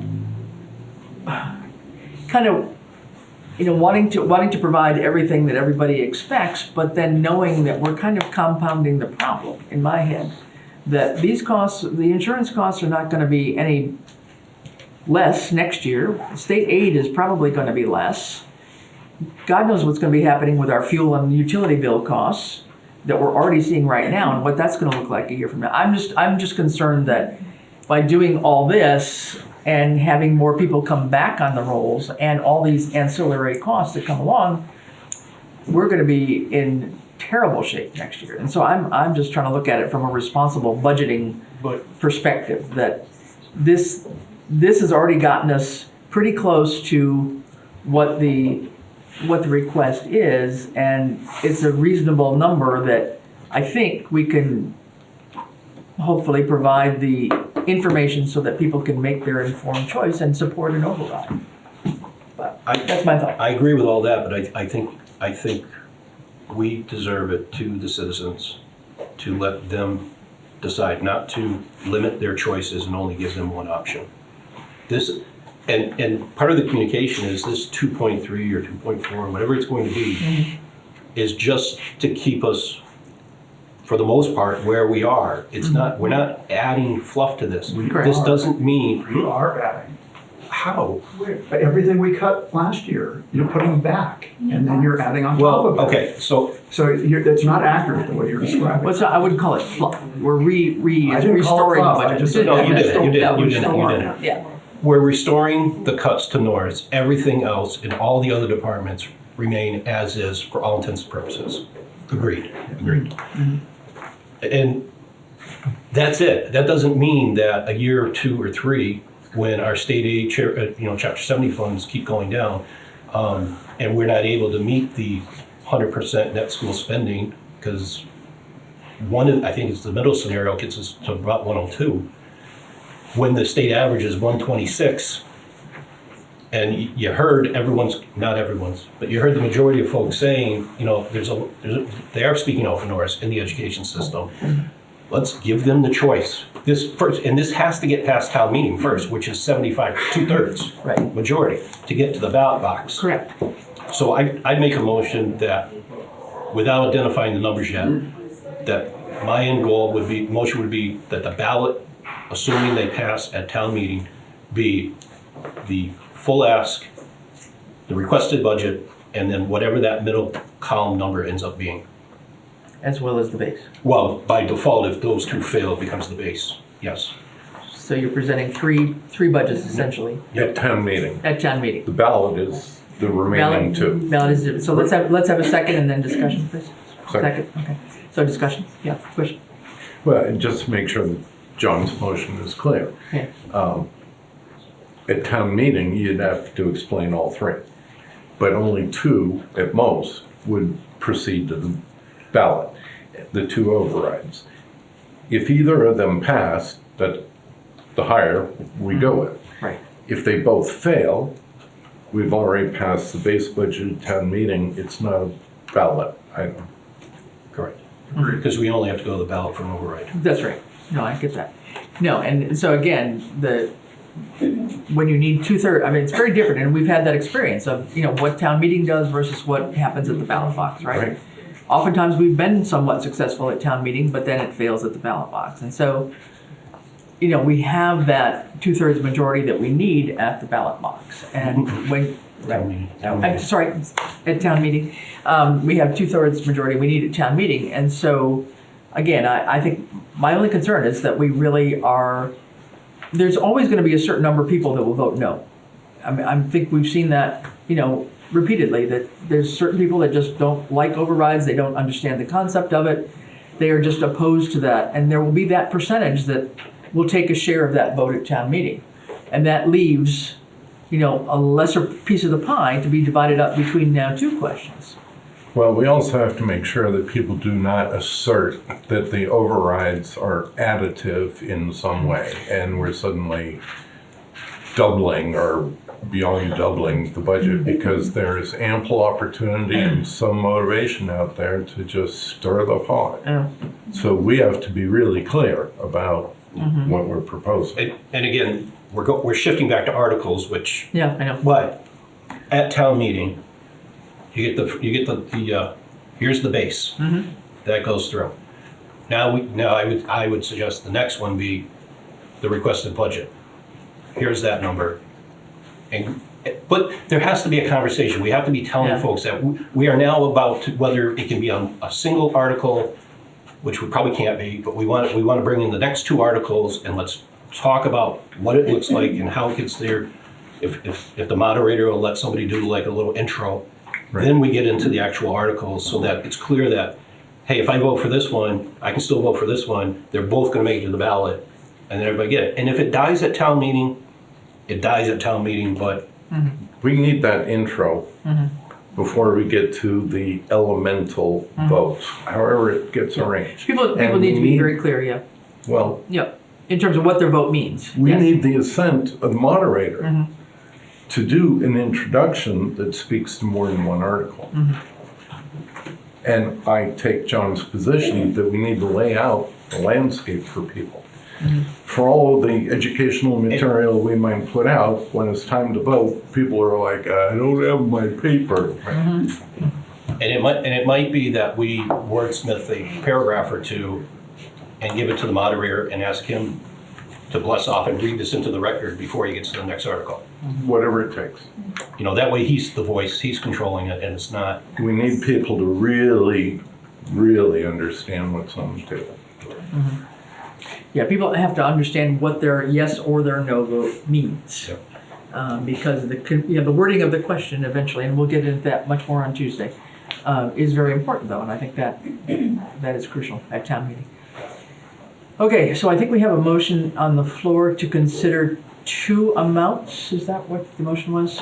Two separate, two distinct amounts for override, the full ask and then the 1.9 or something right around that if we wanted to go and tinker with that anymore. Won't hold you to that particular number, but fallback. Yeah, the numbers are X. It's a full ask and then something in the middle. So we need to still figure out exactly what that full ask is though, right? Correct. I don't have a quibble with it, but you know, that's not a huge difference from the full ask. If on reflection you want to give a bigger differential, so I think people will, if they understand, be in awe of the catastrophic budget. So giving them as many opportunities to say yes to something better, that's where I'm at. So yes, that's what I seconded. Okay. All right, so I think we have a motion on the floor for two choices, the full ask and the middle budget, the 1.9, as both choices, so there would be two. Of something, middle budget of something. We'll get to the numbers. We'll get to the numbers, but So something you're around that. essentially adopting like two budgets. Correct. Correct. And then we gotta go to the base budget if Correct, there's two. right, Yeah. yes, exactly, okay. So, motion on the floor? All those in favor? Aye. Aye. Is that it? Aye? Aye. Okay. Those opposed? I'm a bit reluctant, honestly. I'm gonna say no. So 3-1, motion passes. Okay, next up then, you wanna take a closer look at the 1.9 So, Well, it might be good to go to the, for the base? the base budget and And talk then about kind that. of figure out how, because there's some, these are just cuts to trying to get, I mean, honestly, I think this reflects much more the math to get to the number, not necessarily looking at the wisdom of the different cuts, right? I mean, trying to just make the math work to get to the bottom line. So, yeah. I mean, the go cuts, ahead. the cuts on the no, there's no surgical precision about it. It's massive cuts. Yeah.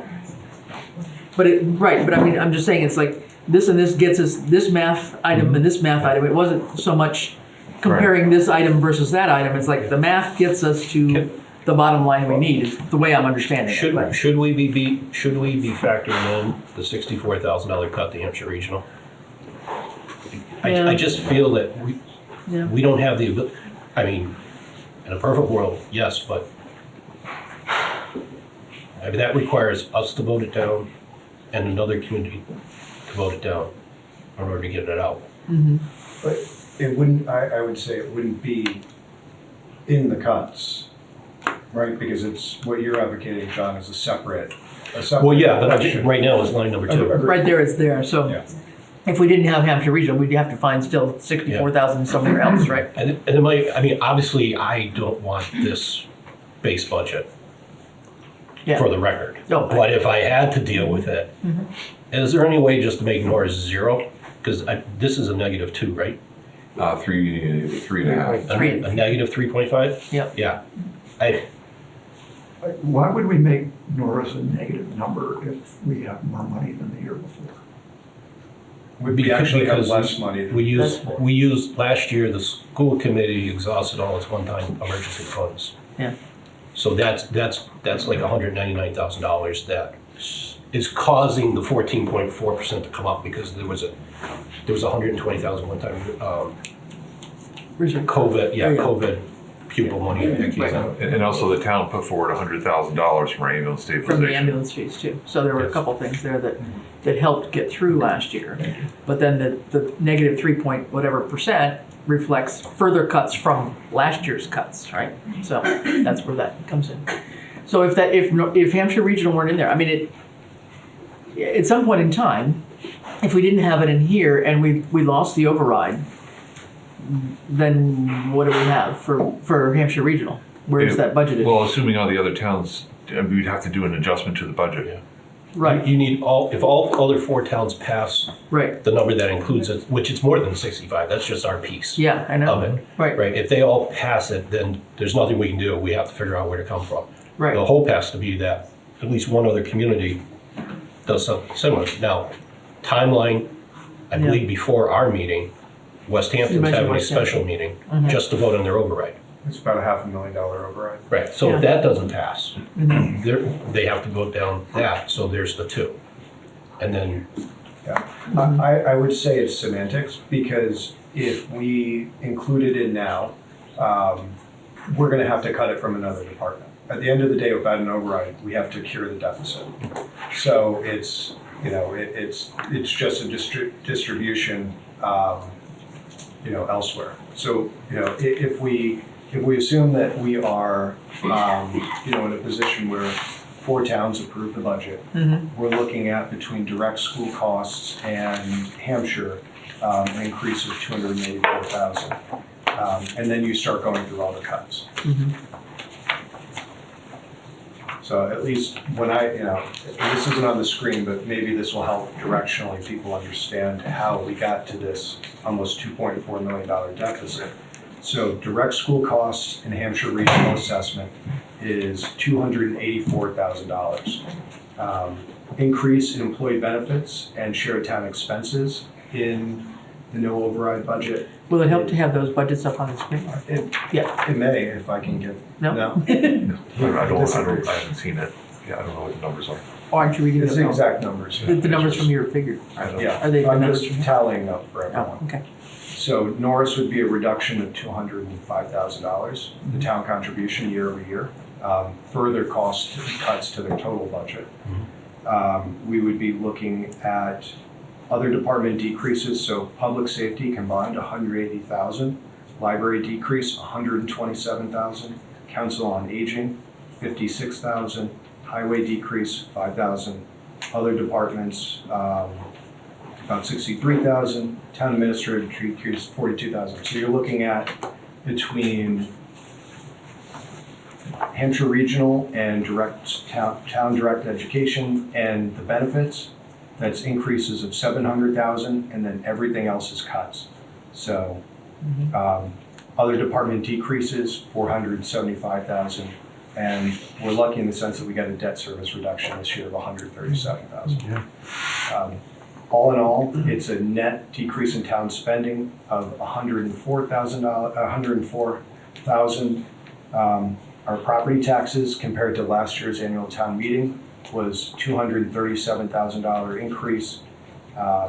There's an increase of $38,000 of local state aid and grants, and then we get into the revenue decreases. Altogether, there was another $382,000 of revenue decreases compared to last year's annual town meeting estimated revenues.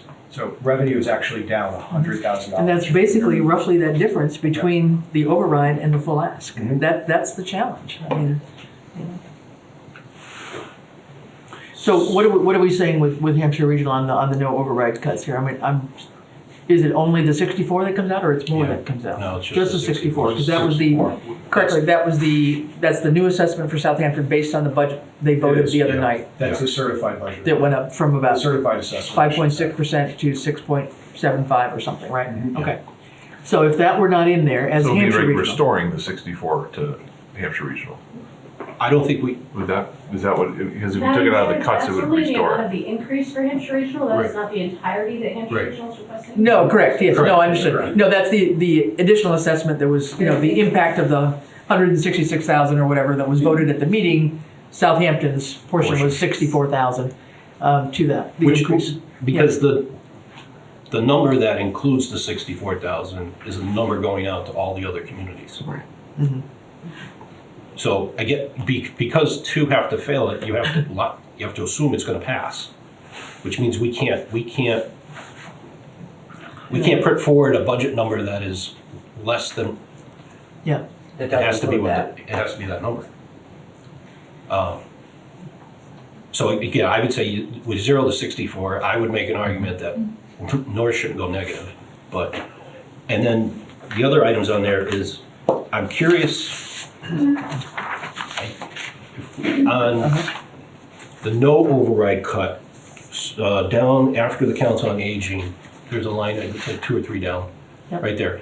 The firefighter for 59,654.40, and I understand that that's the personnel account number that matches up with the position, but in reality, I believe that's the paramedic. Yes, Yeah, okay. Paramedic, So, firefighter, yeah. well, okay. Yeah, so it was a combination position, I think. we approve, right, wrong, or indifferent, Mhm. we approve the permanent hiring of 2 paramedics. Correct. We've been able to hire 1. Mhm. So I just think instead of firefighter, it should say paramedic. I think you're right. That is we're correct. we're Yeah, that is correct. suggesting we get rid of the paramedic. And then in the middle column, it's the same thing.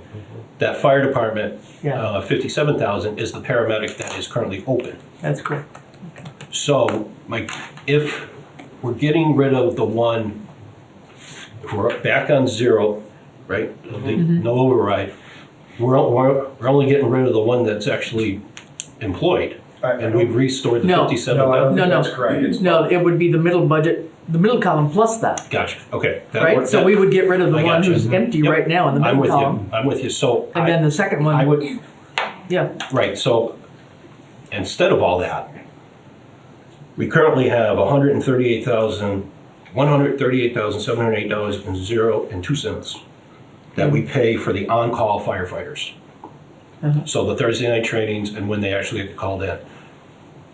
I would rather fund 2 paramedics and go to a pure volunteer fire department. If we're on doomsday, we should have the paid fire chief, try and get the 2 paramedics so that we can have ambulance coverage where we can. We're gonna rely heavily on mutual aid, and it looks like, and we're not looking to touch the admin that's split between both departments. I did talk to the fire chief about that, and he would recommend, I don't want to speak for him, but I floated that idea to him, and he would recommend against that. We have a very difficult time already getting firefighters paid as it is to sign up for that. If we switch to all volunteer with a month and a half planning, that would be a very, very difficult situation. And I think that would be cutting it way too close for public safety. So I don't know what we're trying to, again, the terminology is important because a firefighter wage only gets utilized on 2 occasions. For Thursday night trainings, I'm assuming it's still Thursday night, and when they actually respond to a fire alarm. Right. Not paramedics, because there's another 415,000 plus the paramedics.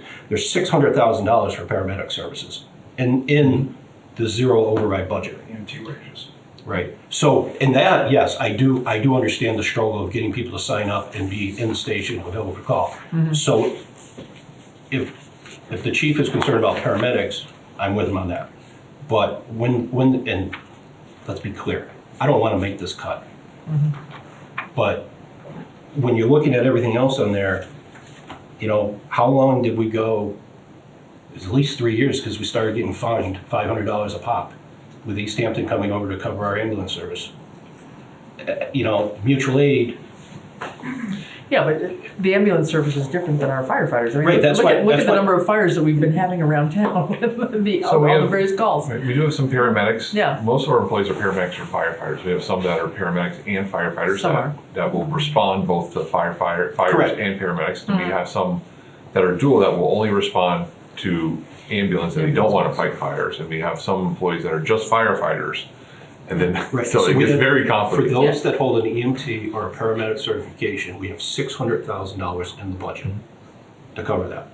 For those that just hold firefighter class or license. Or who choose to respond as a firefighter. No, I would just, maybe, but if they choose to only respond that way as firefighter, there's 138,000 for that. So we're not touching the paramedics, we're not touching the paramedics that have both licenses.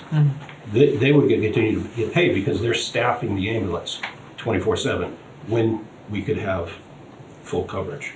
My concern is that people would, without the pay, that the firefighters that currently respond would stop responding and that they wouldn't volunteer. And then the timing of it is only a month and a half to make that transition from May 19th, which is the election, to July 1st.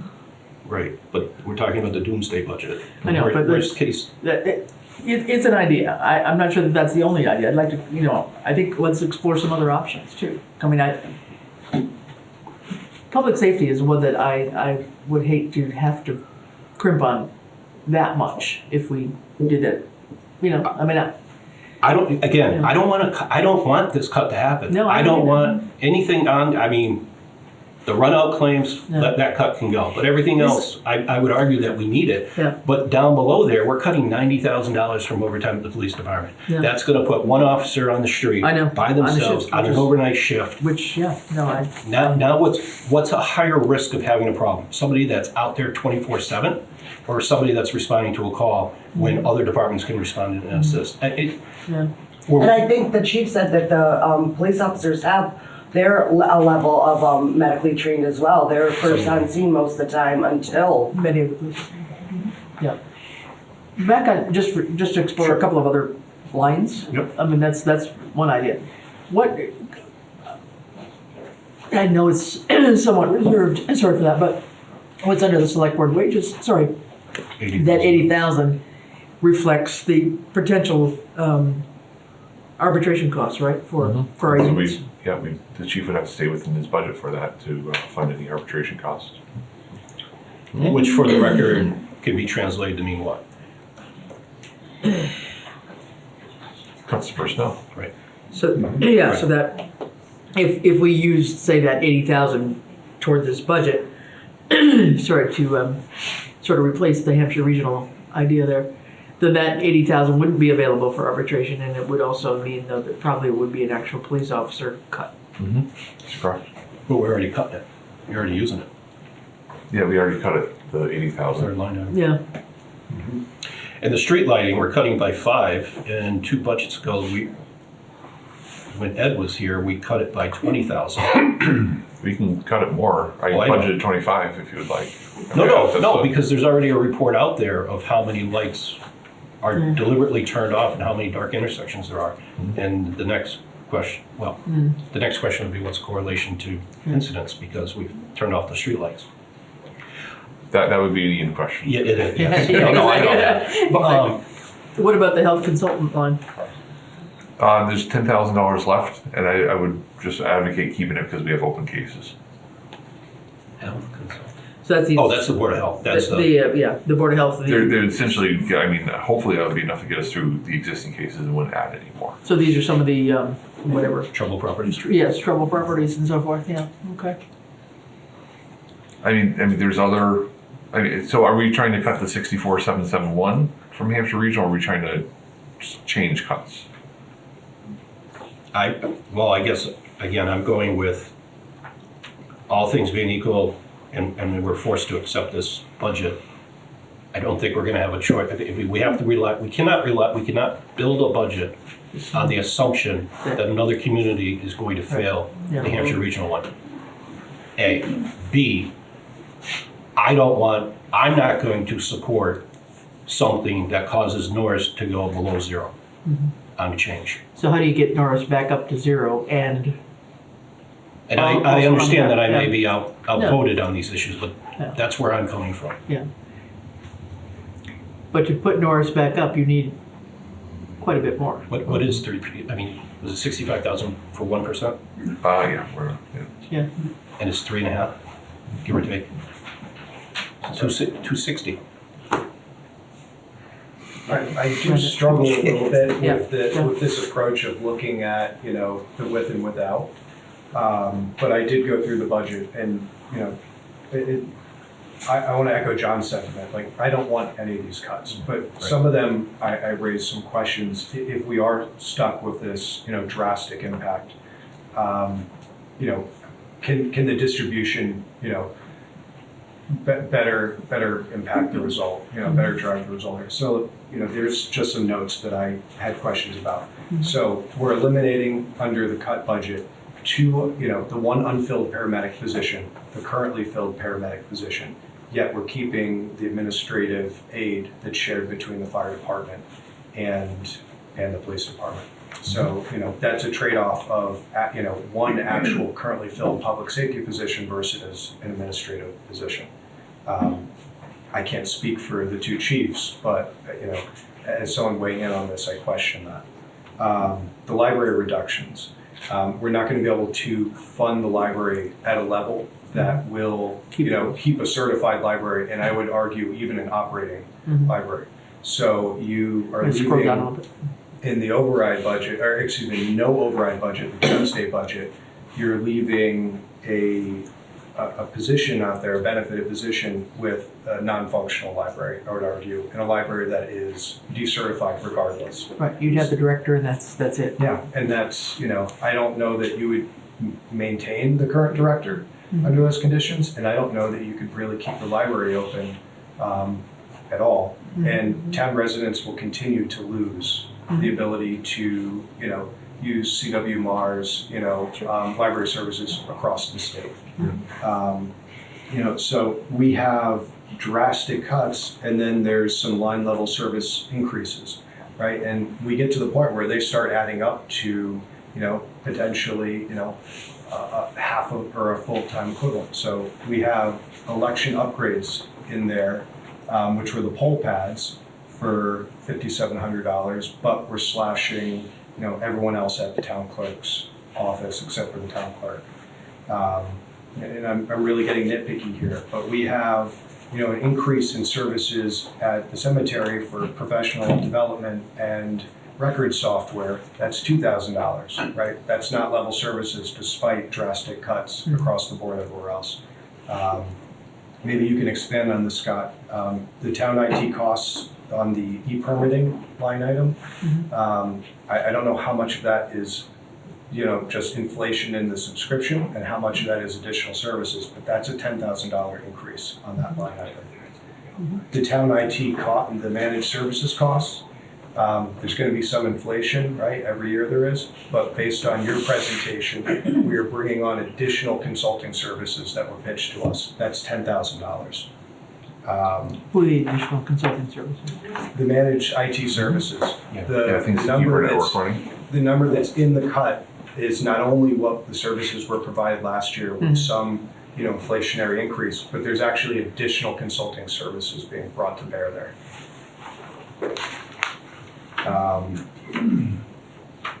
That's it for kind of the line item, kind of nitpicking that I had. And there's some other give or take. So, I'm not sure, and it didn't jump out because of the way we presented the departmental, presentations, but one of the filled highway department machine operators jumped up 20% in the budget year over year. So you're lowering, you're cutting full-time positions that are currently filled, and yet we have a jump in a filled position of 20%. I'm not sure the driver there. No, that was the part-time. So we only funded it for 50% of the time last year, and then those are union positions as well. I would say the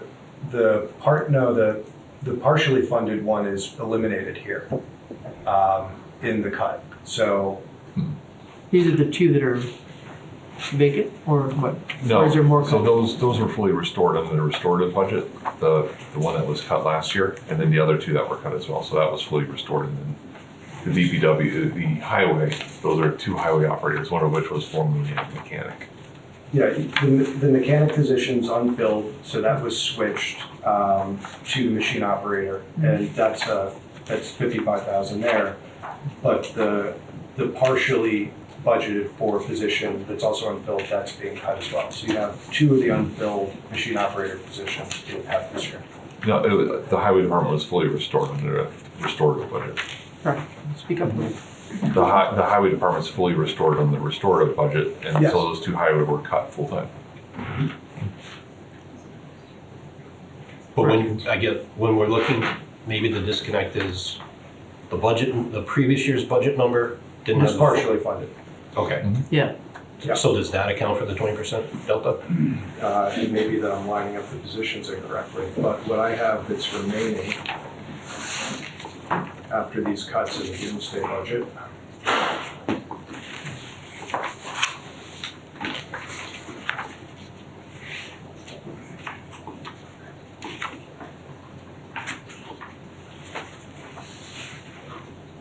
I mean, highway expenses have stayed pretty much the same from last year. Yeah, so what I see remaining is 3 machine operators. Scott, do you agree? In the no override budget? Yeah, but I see one, when I look at last year's budget to this year's budget, one went from a $24 an hour rate to a $29 an hour rate this year. Maybe that's just under the union contract, an increase in step. It's also not person specific, so a person could leave the position and get hired at a higher rate. Correct. Yeah, I'm not suggesting we reduce that, it just was something that jumped out at me and wasn't explained.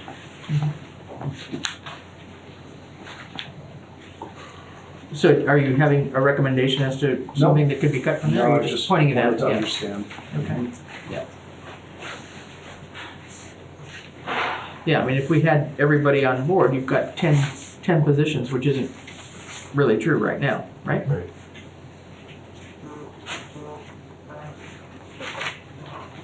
Yeah.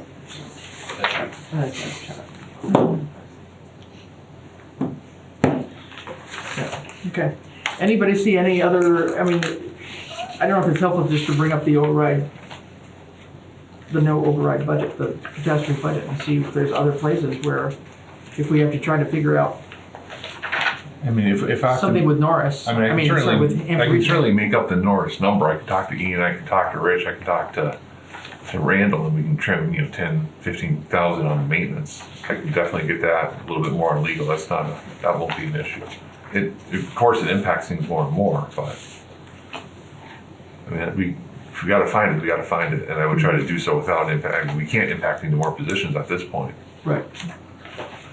So if you were in the, say in the highway, could you maybe just put a red marker or some color marker to say these would be the ones that need to be looked at? But I mean, we gotta come up with a figure tonight. And I know it's a small number, but the water abatement trust debt service, don't we recapture that from the water department? And maybe you have an offset on the revenue side that cancels it out. But it's the first line in our short-term debt. That I'd have to talk to Megan about before I touch that. Yeah, I might be wrong. A water department debt service on the town budget just looks odd to me. Unless there's a receivable in the revenue that offsets it. I thought you were talking about a Board of Health program. So I can't match up to what you're looking for. Yeah, okay. I'm gonna say this again, and it sounds stupid, but if we're looking for $67,000, I really would like to see the breakdown of the departments. What are the dues and what are the licenses required? Because it's huge numbers. Norris had no office supply budget, but individual departments have 4,300, 5,000. I do understand that there's some professional licensing required, but it's $20,000 under office supplies, and it's just too broad for me when we're gonna start slashing. We can't increase the number of budget items that we have and start doing that. We just physically can't do it anymore. Well, we don't have to increase it, but if we had a breakdown of what professional licenses are lumped into that number so we can look at it, it's $20,000 under office supplies. It's broad. Where are you talking about? It is broad. And that's why I'm looking at the no override budget, so assessors, dues and office supplies, 4,300. Building department, 5,000. I don't have the time to go through individual things like that. I'm not balancing 3 budgets and doing an override. I can't break those out, and I can't have the departments do that. We don't have the time for that. I mean, in some cases, they would have gone into the level of detail when they gave their budget presentation to us. It was broad then too, I brought it up then. And it's just $20,000 lumped under office supplies, and if we're looking at, you know what I'm saying, taking $67,000 out, it's just very broad and it's not But transparent. you're looking for the details. Well, yeah, like, so I know that some people have renewal of licenses, you know, Ron needs a license and, So Finance Committee has the statutory authority to make a formal request to the town accountant to provide the detailed transactions for those line items. perfect, thank you. And I mean, then you could sit through and go through Are you talking about the assessor's budget? Is that what you're? everybody's. Every departmental budget, $5,000 for office supplies, and I get the professional So if you're licenses, two but we there, said we three gave here, Norris if you lump- no money look for at them all paper and together. pens, but we're gonna fund a town of 6,000 people, $20,000 in office supplies. It just seems wasteful when we're pulling things apart like this. Norris doesn't have to send out auto excise bills. I get it. Real estate bills or water bills. Yeah. So. I get it, and I work for a municipality, so I All of the understand. departments have looked into that, and that's not to say Norris isn't hurt. Norris is. But I think that there was a level of granularity at the department level. Could it be improved? Yeah, perhaps, but we have some unusual costs in doing all of our own billing in-house. So I guess, right, to also, my personal opinion, it aligns with John in the sense that, I really don't want to see Norris go beyond zero. I think there was a lot of pain experienced last year, and it is, if you look at surrounding towns, the per pupil, funding at the town level is not in line, and also the educational offerings are not equivalent. But, so stepping away from that, we're cutting an actively filled paramedic, position, yet we are increasing highway expenses by over 20%, 23%. So, that's an area where, there's going to be, if neither override option passes, there's going to be, huge, reductions in services across the board. Should there also be, a reduction in that line item, for example? I would argue the increases in services that I pointed out earlier, those should be off the table. If we're losing public safety, we're losing our functioning library, I would say that we tell our, managed IT services that the additional work that they pitched is off the table. All we can accept is an inflationary increase in their services, and we should fight that. I would definitely disagree with that. We've come a long way in our IT infrastructure, and if something goes down, we don't get any work done here, period. So if we have a vulnerability, and we've had it many times before, and we've corrected a lot of that. If we have a virus, or if we have something like that, tax bills don't go out. This entire building does not function. So what's the increase though in the managed services? I'm not understanding. It's for some of the firewalls, some of the other things. Dollar-wise. Like $9,000. So it's improving some of our cybersecurity. It's like some of this is too. Well, and just on this one subject, we haven't gotten to it yet. I don't know if we're going to get to it, but it's the whole capital. It's you're right and you're right, but we just by habit have gotten this pattern of deferring everything. Correct. And then we got the lockdown and everything happened. Yeah. But it also gets to. I don't want to rehash the motion since it already passed, but it's why this is the number, and we as a community have to decide what do we want out of our community. And I just want to be clear, the zero at Norris, I think is the absolute floor for me, because a zero is not a zero. It's going to be a negative hit because the union contracts.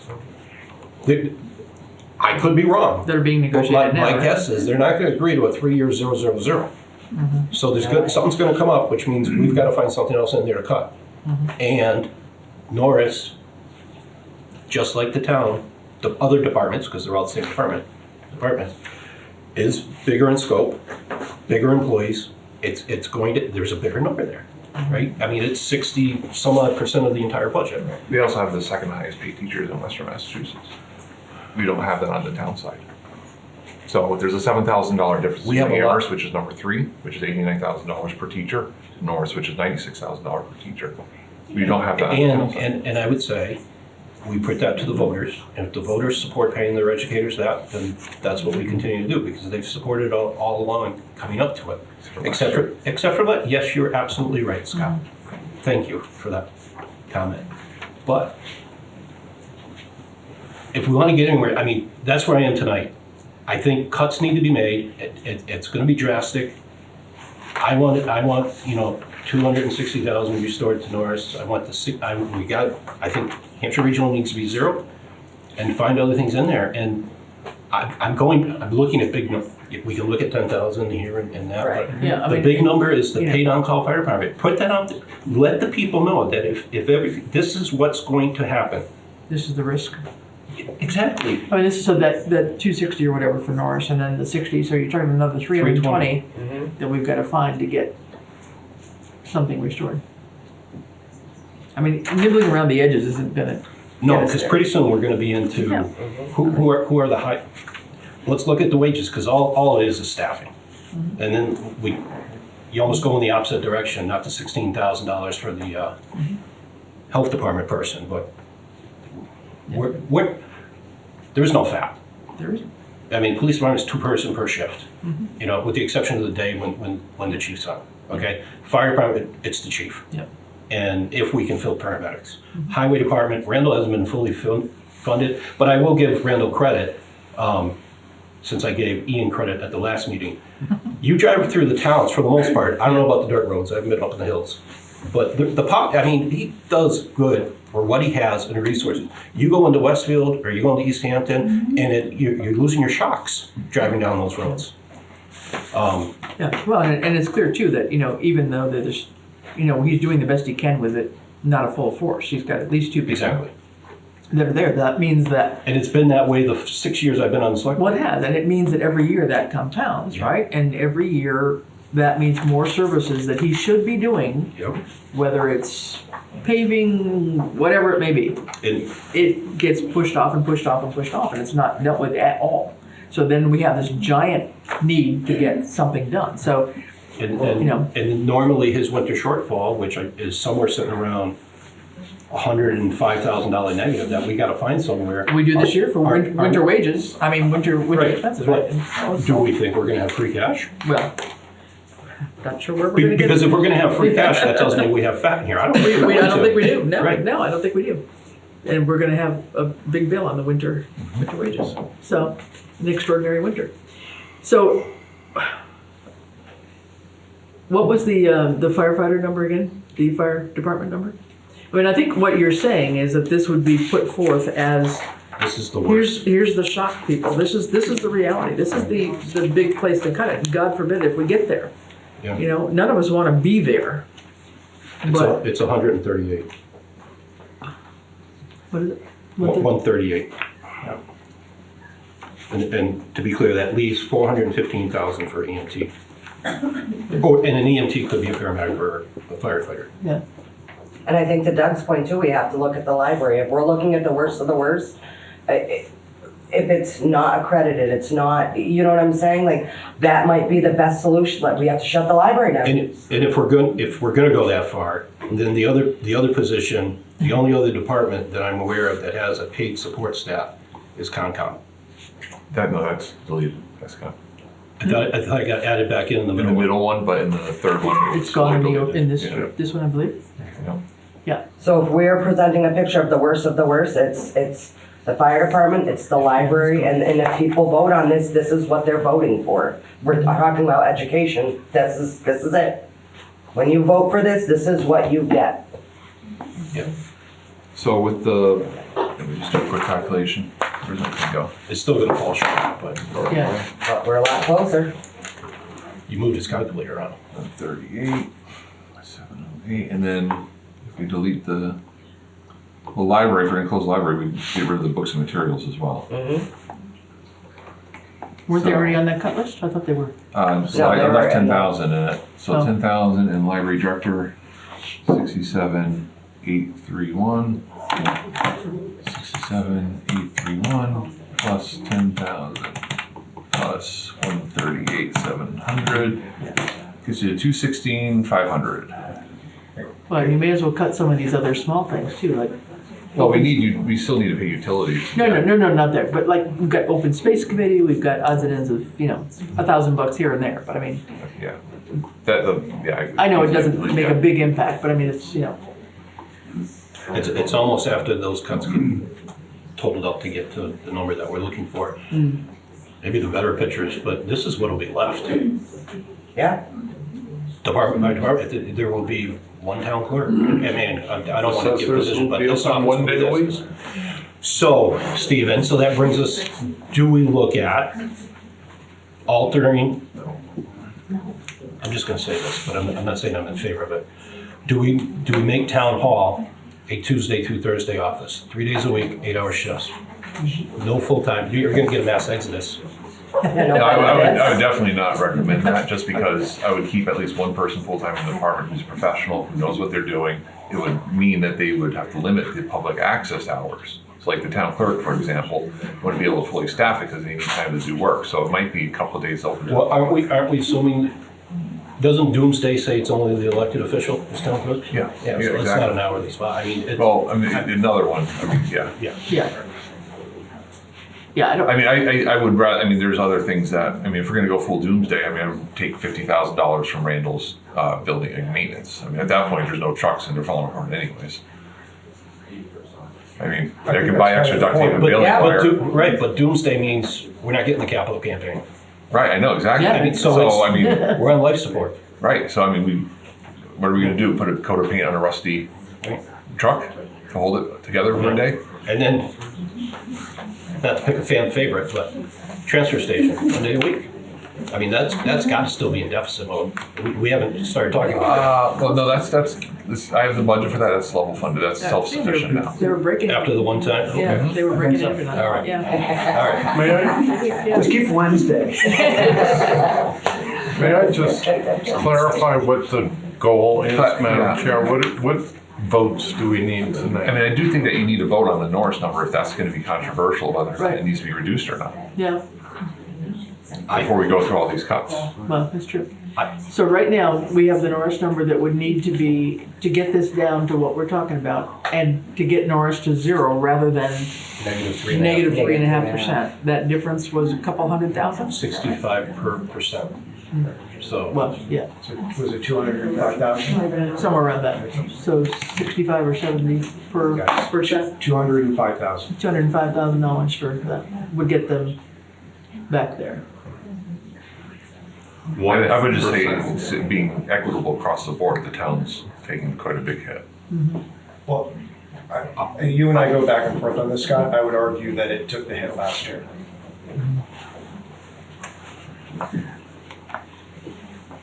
so 205 even, give or take. So 6 quid. So I would move that the Norris Elementary number be no larger than 604, and that the Hampshire Regional number be zeroed out. And that whatever that creates for additional identifications that need to be made. John, I'm sorry, that 604 is off the ask that Norris made, right? Speak up if you want. My understanding is 849,639.37 is last year's budget number minus 3%, 3.5% below existing budget from the town. Except for the 849 is comparing to the full override ask. That's what I'm saying. I think Yeah. that 849 is Right. compared to the 6.7 that the school committee approved this year, right? To go into next year. When you look at it not from Scott's approach of the full ask versus the doomsday, what is currently in the doomsday is, so last year, after you correct for the DLS presentation, last year we're at a town contribution of 5.8 million, 5,859,000. Right. What's in the doomsday budget is a town contribution of 5,654,000. it's a reduction of 205,000. Right, so if I reduce the 849 by 205, Yes. You'll get to level. That gets you back to this Yeah. 5859. Mhm. This was last year's town contribution, right? Right there. yeah. Yeah.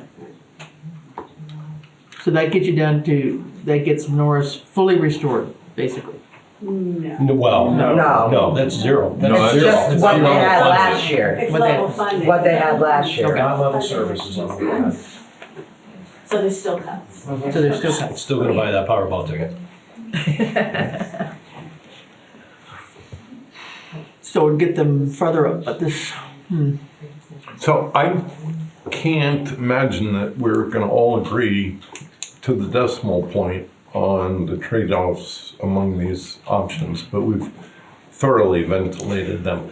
I would move a figure of 2.4 for the high full ask and 1.9. You're not gonna second the motion I made? You're trying to, well, there's a motion on the table. Did you put numbers? I did. I'm sorry. Come at me again. The 205 for Norris be found somewhere else, that the 849 be dropped by 205. in the zero override Yeah, budget. so no more than 645,000 will impact Norris, and that Hampshire Regional will be zeroed out. So adding those two numbers together, We're about 205, So 275,000, we have to find out. 275. 275. And I'm okay, I'll second that, but I'm for discussion. for discussion. Yes, Yes. and what I did hear from Scott and the chair is they would probably prefer that we don't do the cuts by committee, that we entrust them to go back and find other alternative sources. One may or may not be the 135 at the fire department, I get it, but find it somewhere else in the budget. But those two numbers are locked, and we know we have to end at 22157,752. Yes. Yeah. Well, we hope so. Well, yeah. For the purposes of tonight to have a Stabilize budget. it to us again, you know, Yeah. it's not settled. Yeah, so that is the base budget right there, no matter how we get at it. So The the number. internal mechanics of it, And then we can shift to the middle column. yeah. Well, Okay. right, so John. All right, so I think we have a motion on the is floor. About the mechanics of how we get the Right. doomsday budget. Right, and so these were all various suggestions that came forward, there's various options. Right. None of which are that clear. The biggest amount that I heard raised tonight was related to the firefighter wages, out of that whole bunch of things. To take it from that to be volunteer rather than on And the library. And the library. And both, yes, yeah. So the motion would essentially say I have to find $275,000 on the municipal side shifted from the schools to municipal. Yes, and I made it that way specifically because what I heard for feedback is you would prefer the two of you find those cuts versus the committee. Yeah. I think it would be a longer night tonight. We've still got more to go. So I'm. And we may have to kind of line by line depending on what the outcome is. We know that this is our budget. So I guess I would amend my motion Okay. to do just that, find $275,000 of additional cuts by adjusting those two line items, so you come out the same bottom line, and represent those findings to the select board. So level fund Norris requested budget for Hampshire. Right. Okay. Yeah. All right. Right, and then do whatever magic you're gonna do in the middle there, well, it's not, the butcher, and give us those results back. We'll have to work on that before. You need a actual, No, the number's not gonna change. Yeah, timing wise, but we need to get a budget approved today. So coming back. Right, for well, the a- base Well, you're budget- getting the number approved. Okay. the all right. base I just number wanna make is- sure, You have to 'cause work with we definitely need to get a budget. Yeah, Like, no, the base budget 100% done. is that. It's just more Yeah, like if, that mixture of that list. hypothetically, Needs to shift. what I just wanna double check, you're not gonna do this. But I wanna make sure the solution isn't coming back and you know what, we just close the highway department. I mean, that's not gonna be the answer. But I just wanna see what the answer is before. Yeah. No, it would be preserving the very basic core services. Yeah. So the motion on the table is about the mechanics of what's in the doomsday budget. I call the question. Yes. I mean to cut. Yeah. To find rather $275,000 that doesn't reflect Norris or Hampshire Region. Yeah. Yeah, so, okay, that's the motion. Detailed direction to the Right, task force. correct. Or No, the well, administrator. I guess With the chair. administrator, with my, You are our Whatever. agent outside of meetings. I guess so. And we would need to bring this back by? I'd like the details before the town meeting. No. Before the, oh, that's what I'm saying. It's not gonna be by Tuesday night. I just wanted to clear that is not the plan for No, Tuesday I night. suspect 2 weeks, because So- we're gonna want to build communications around it. For sure, But yeah, within 2 weeks. yeah, so, okay. All right, so we have a motion on the floor. All those in favor? Aye. No. Oh, yeah. 2 noes, She hasn't typo voted would yet. be, I know, I'm just I know, saying, I it know. would be a rejection. I know.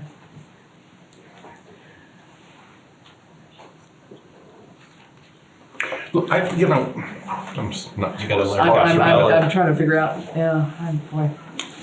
I'm not seeing where we'd find the cuts on the town side, but, I'll go ahead with it. We'll vote yes. 3-1. Good one. What were you? I mean, the vote's done. Yeah, What were you my thinking? no vote is, I don't want to be down in the weeds. I think it's really great to provide advice and counsel, but I can't do the math live like some of my colleagues. And what we need to focus on is 1 or 2 levels of override. So I accept your Yeah, and then guidance. Scott and Chris will get in the weeds without us. That's right. They'll just submit their final findings to us. Yeah, We but say, I'd yep. say. So that- most of this list would look the same with a couple of changes for obviously Norris and Hampshire. They will were look the same, quantified and other things. binding now, Right, but yeah. that's why I voted no. All right, so, I like I the got you. approach, but I don't want to tie the hands. yeah, well, I think it's gonna be a challenge to find it. So anyway, Right. let's move on to the middle one, the 1.9. So I move approval for override. the only question I have, Hold on. well, no, that's fine. Go ahead. If you wanna have, Well, I can do it under discussion on the motion. again, I don't want to get bogged down in the weeds. I want to leave the people who know the numbers the opportunity to correct them and review them. And so I can't offer much help here. I appreciate all that's been said. So I think that's the fallback number, unless strategically you throw out the analysis and say, oh, no, the number is 1.5. So I mean, it's not my only feedback, but my feedback on this middle column is, again, I'm gonna sound like a broken record here. We've deferred our maintenance forever. You know, yes, we should have had a capital plan a long time ago. 2 years ago on the capital committee, we put forward a process which ultimately triggered removing the investment accounts from the treasurer to put it in, because we wanted to maximize the money that we got from free cash. And time got away, town administrators changed. It didn't happen. You know, other priorities came up. So I would love to start the capital campaign, but reducing it by 50,000 there leaves 300,000 in there. Again, I'm going back, why are we cutting $200,000 from Norris to start the capital campaign?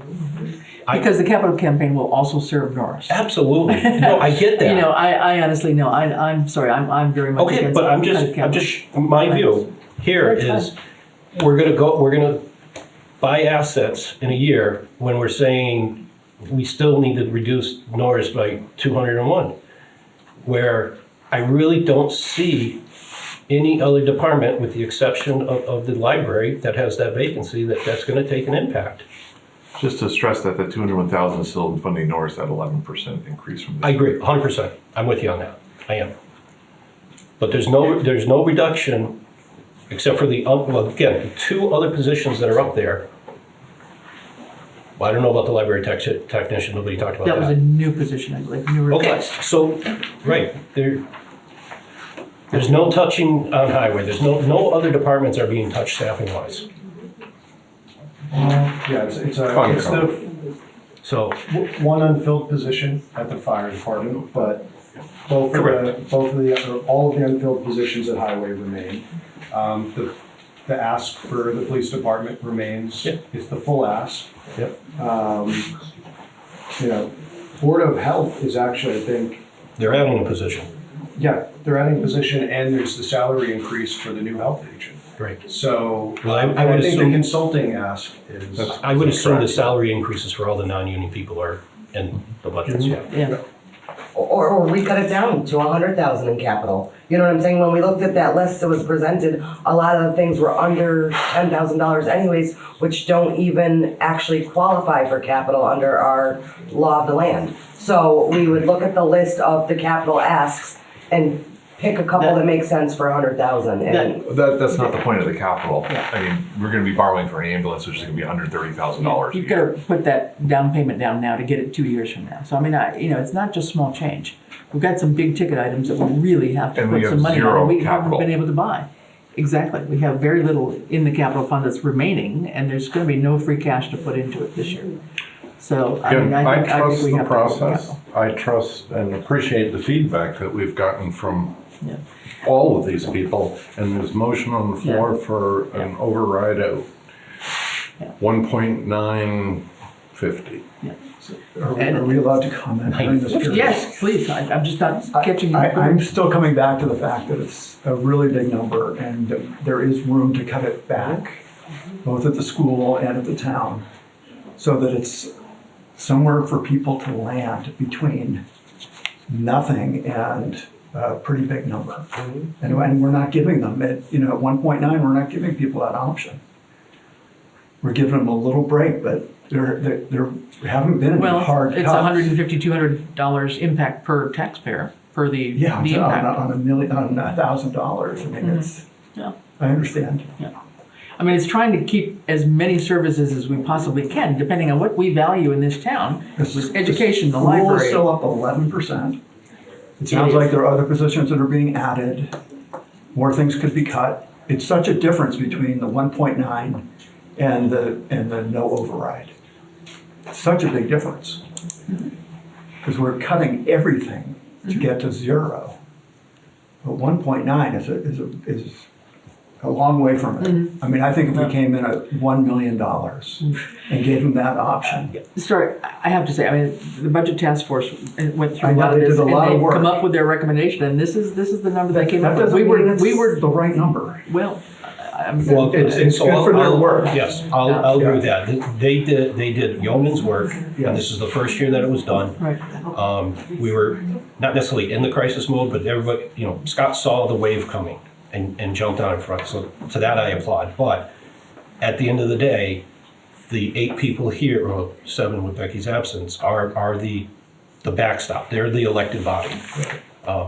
But to Reggie's point, if we're looking at even say a 1.7 or a 1.5, the difference between, shouldn't it be persuasive for people to vote for the full override then? You know what I'm saying? So like, if you're thinking about rationale here, you have a doomsday, you have somewhere in the middle and the top number are so back to the whole splitting of things, they're so close that, you know what I'm saying? If we're looking for an override to pass something, The average taxpayer would be paying $2 a week extra with the override.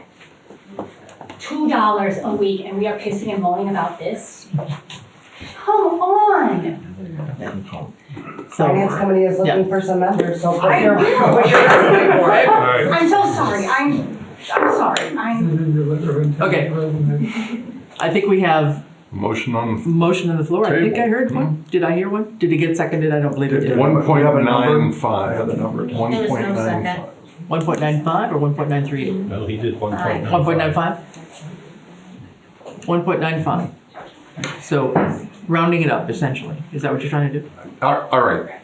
I amend my motion. I'm going with the dollars and Well, I'm just cents. asking, no, I mean, There's been some discussion about priorities, and my approach is to leave that to the town administrator, but clearly set the number, to vote the numbers we we need have to set make. the number tonight. So, Whatever that number is. again, I move that the middle override amount be set at $1.938,947. I didn't do that right. 1,900,000. You should see me read the warrants. Yes, the number that's on the screen. The number on the screen. 1938947. I don't hear That a is the motion on second. the floor. Do we have a second? I'll second it. All right. Any further discussion on it? I'm not in favor of it the way it's spelled out right now. Okay. Any further discussion?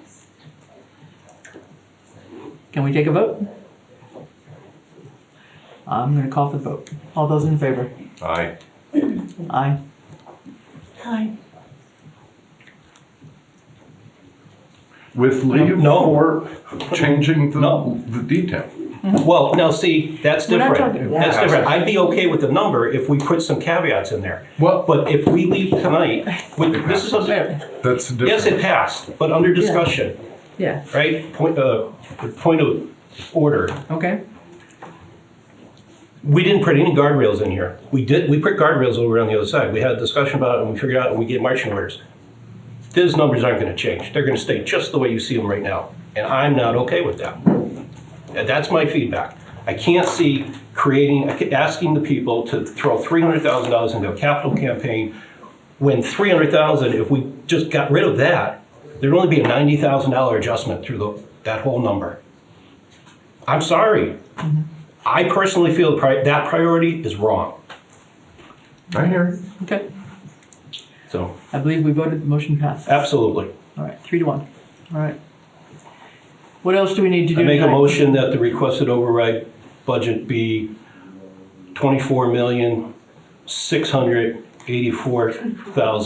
$24,684,897 be the total. 24684. Where you coming? I'm adding the 200,000 for the For the benefits. salaries, for the Because we're adding benefits. the We're 10 adding people 10 back. people back in.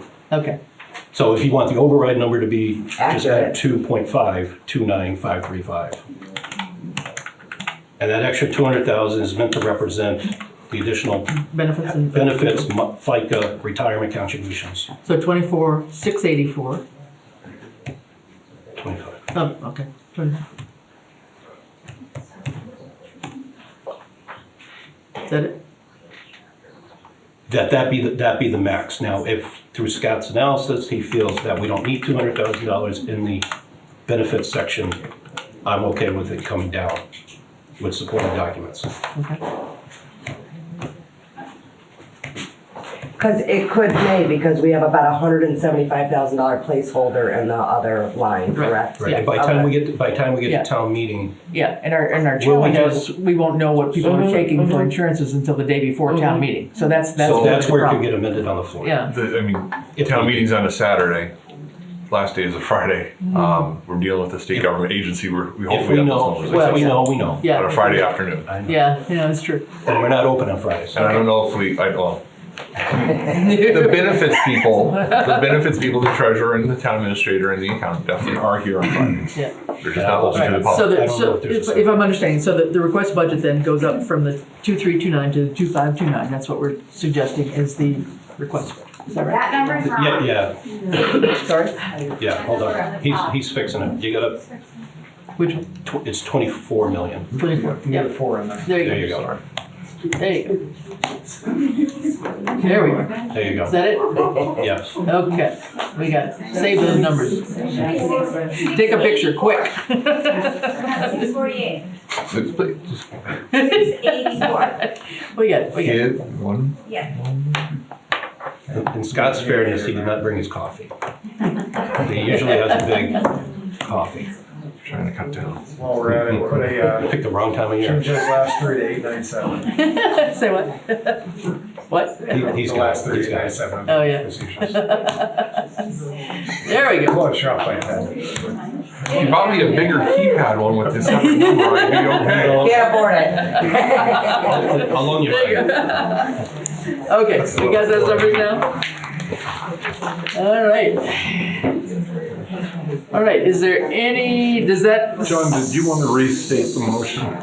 Yeah, That we didn't the- actually vote on this. That the budget titled request budget be for a cumulative $24,684,897, which represents an override ask of $2,529,535, which is made up of the override put forward by the task force committee with an increase up to $200,000 to account for the benefits if it passes and the 10 positions are recalled or refilled or whatever. Okay, I think we have a motion. Do we have a second? I second the budget number of $24,684,897. Okay. Any further discussion? All right, call for a vote. Those in favor? Aye. Aye. Aye. Yellow, is that an aye? Okay. Motion passes. Okay. All right, so I think we have our 3 numbers tonight. Anything else that we need to do tonight that I'm aware of? I don't think so. So. Thank the public for their time and Yes, engagement. indeed. For the people listening at home, select board meeting. Yeah, our next select board meeting, thank you for that. Next select board meeting is March 31st, Tuesday, and then again, April 14th and 28th, our regular select board meetings. And all the ATM articles are due. We close the warrant for the ATM, for the annual town meeting. We close the warrant on April 1st, okay? So those that, Are you deliberating on the budget further at the Tuesday meeting? depends on how far we get. We have to get into some articles at this point in time. Would you like FinCom? Would we like FinCom to come? I think FinCom is welcome to come if they are so free to do so. If they want to have, I'm fine with that. I'm not sure how much, we'll get into the budget, I haven't thought about it yet, but we gotta do the article part, and that's really much more select. Thank you, so I'll take a motion to, well, you guys want to adjourn? So, Well, I don't know, we could do minutes. you're gonna do minutes? I've got one set of minutes. FinCom, what do you want to do? You want to adjourn? Go ahead. I'll adjourn. horse straight a little bit. If you appear remotely on Okay, Tuesdays. you guys decide to adjourn, so we can adjourn. Okay, move to adjourn, select board? Aye. All right, all right, we are adjourned at about 9:05, thereabouts?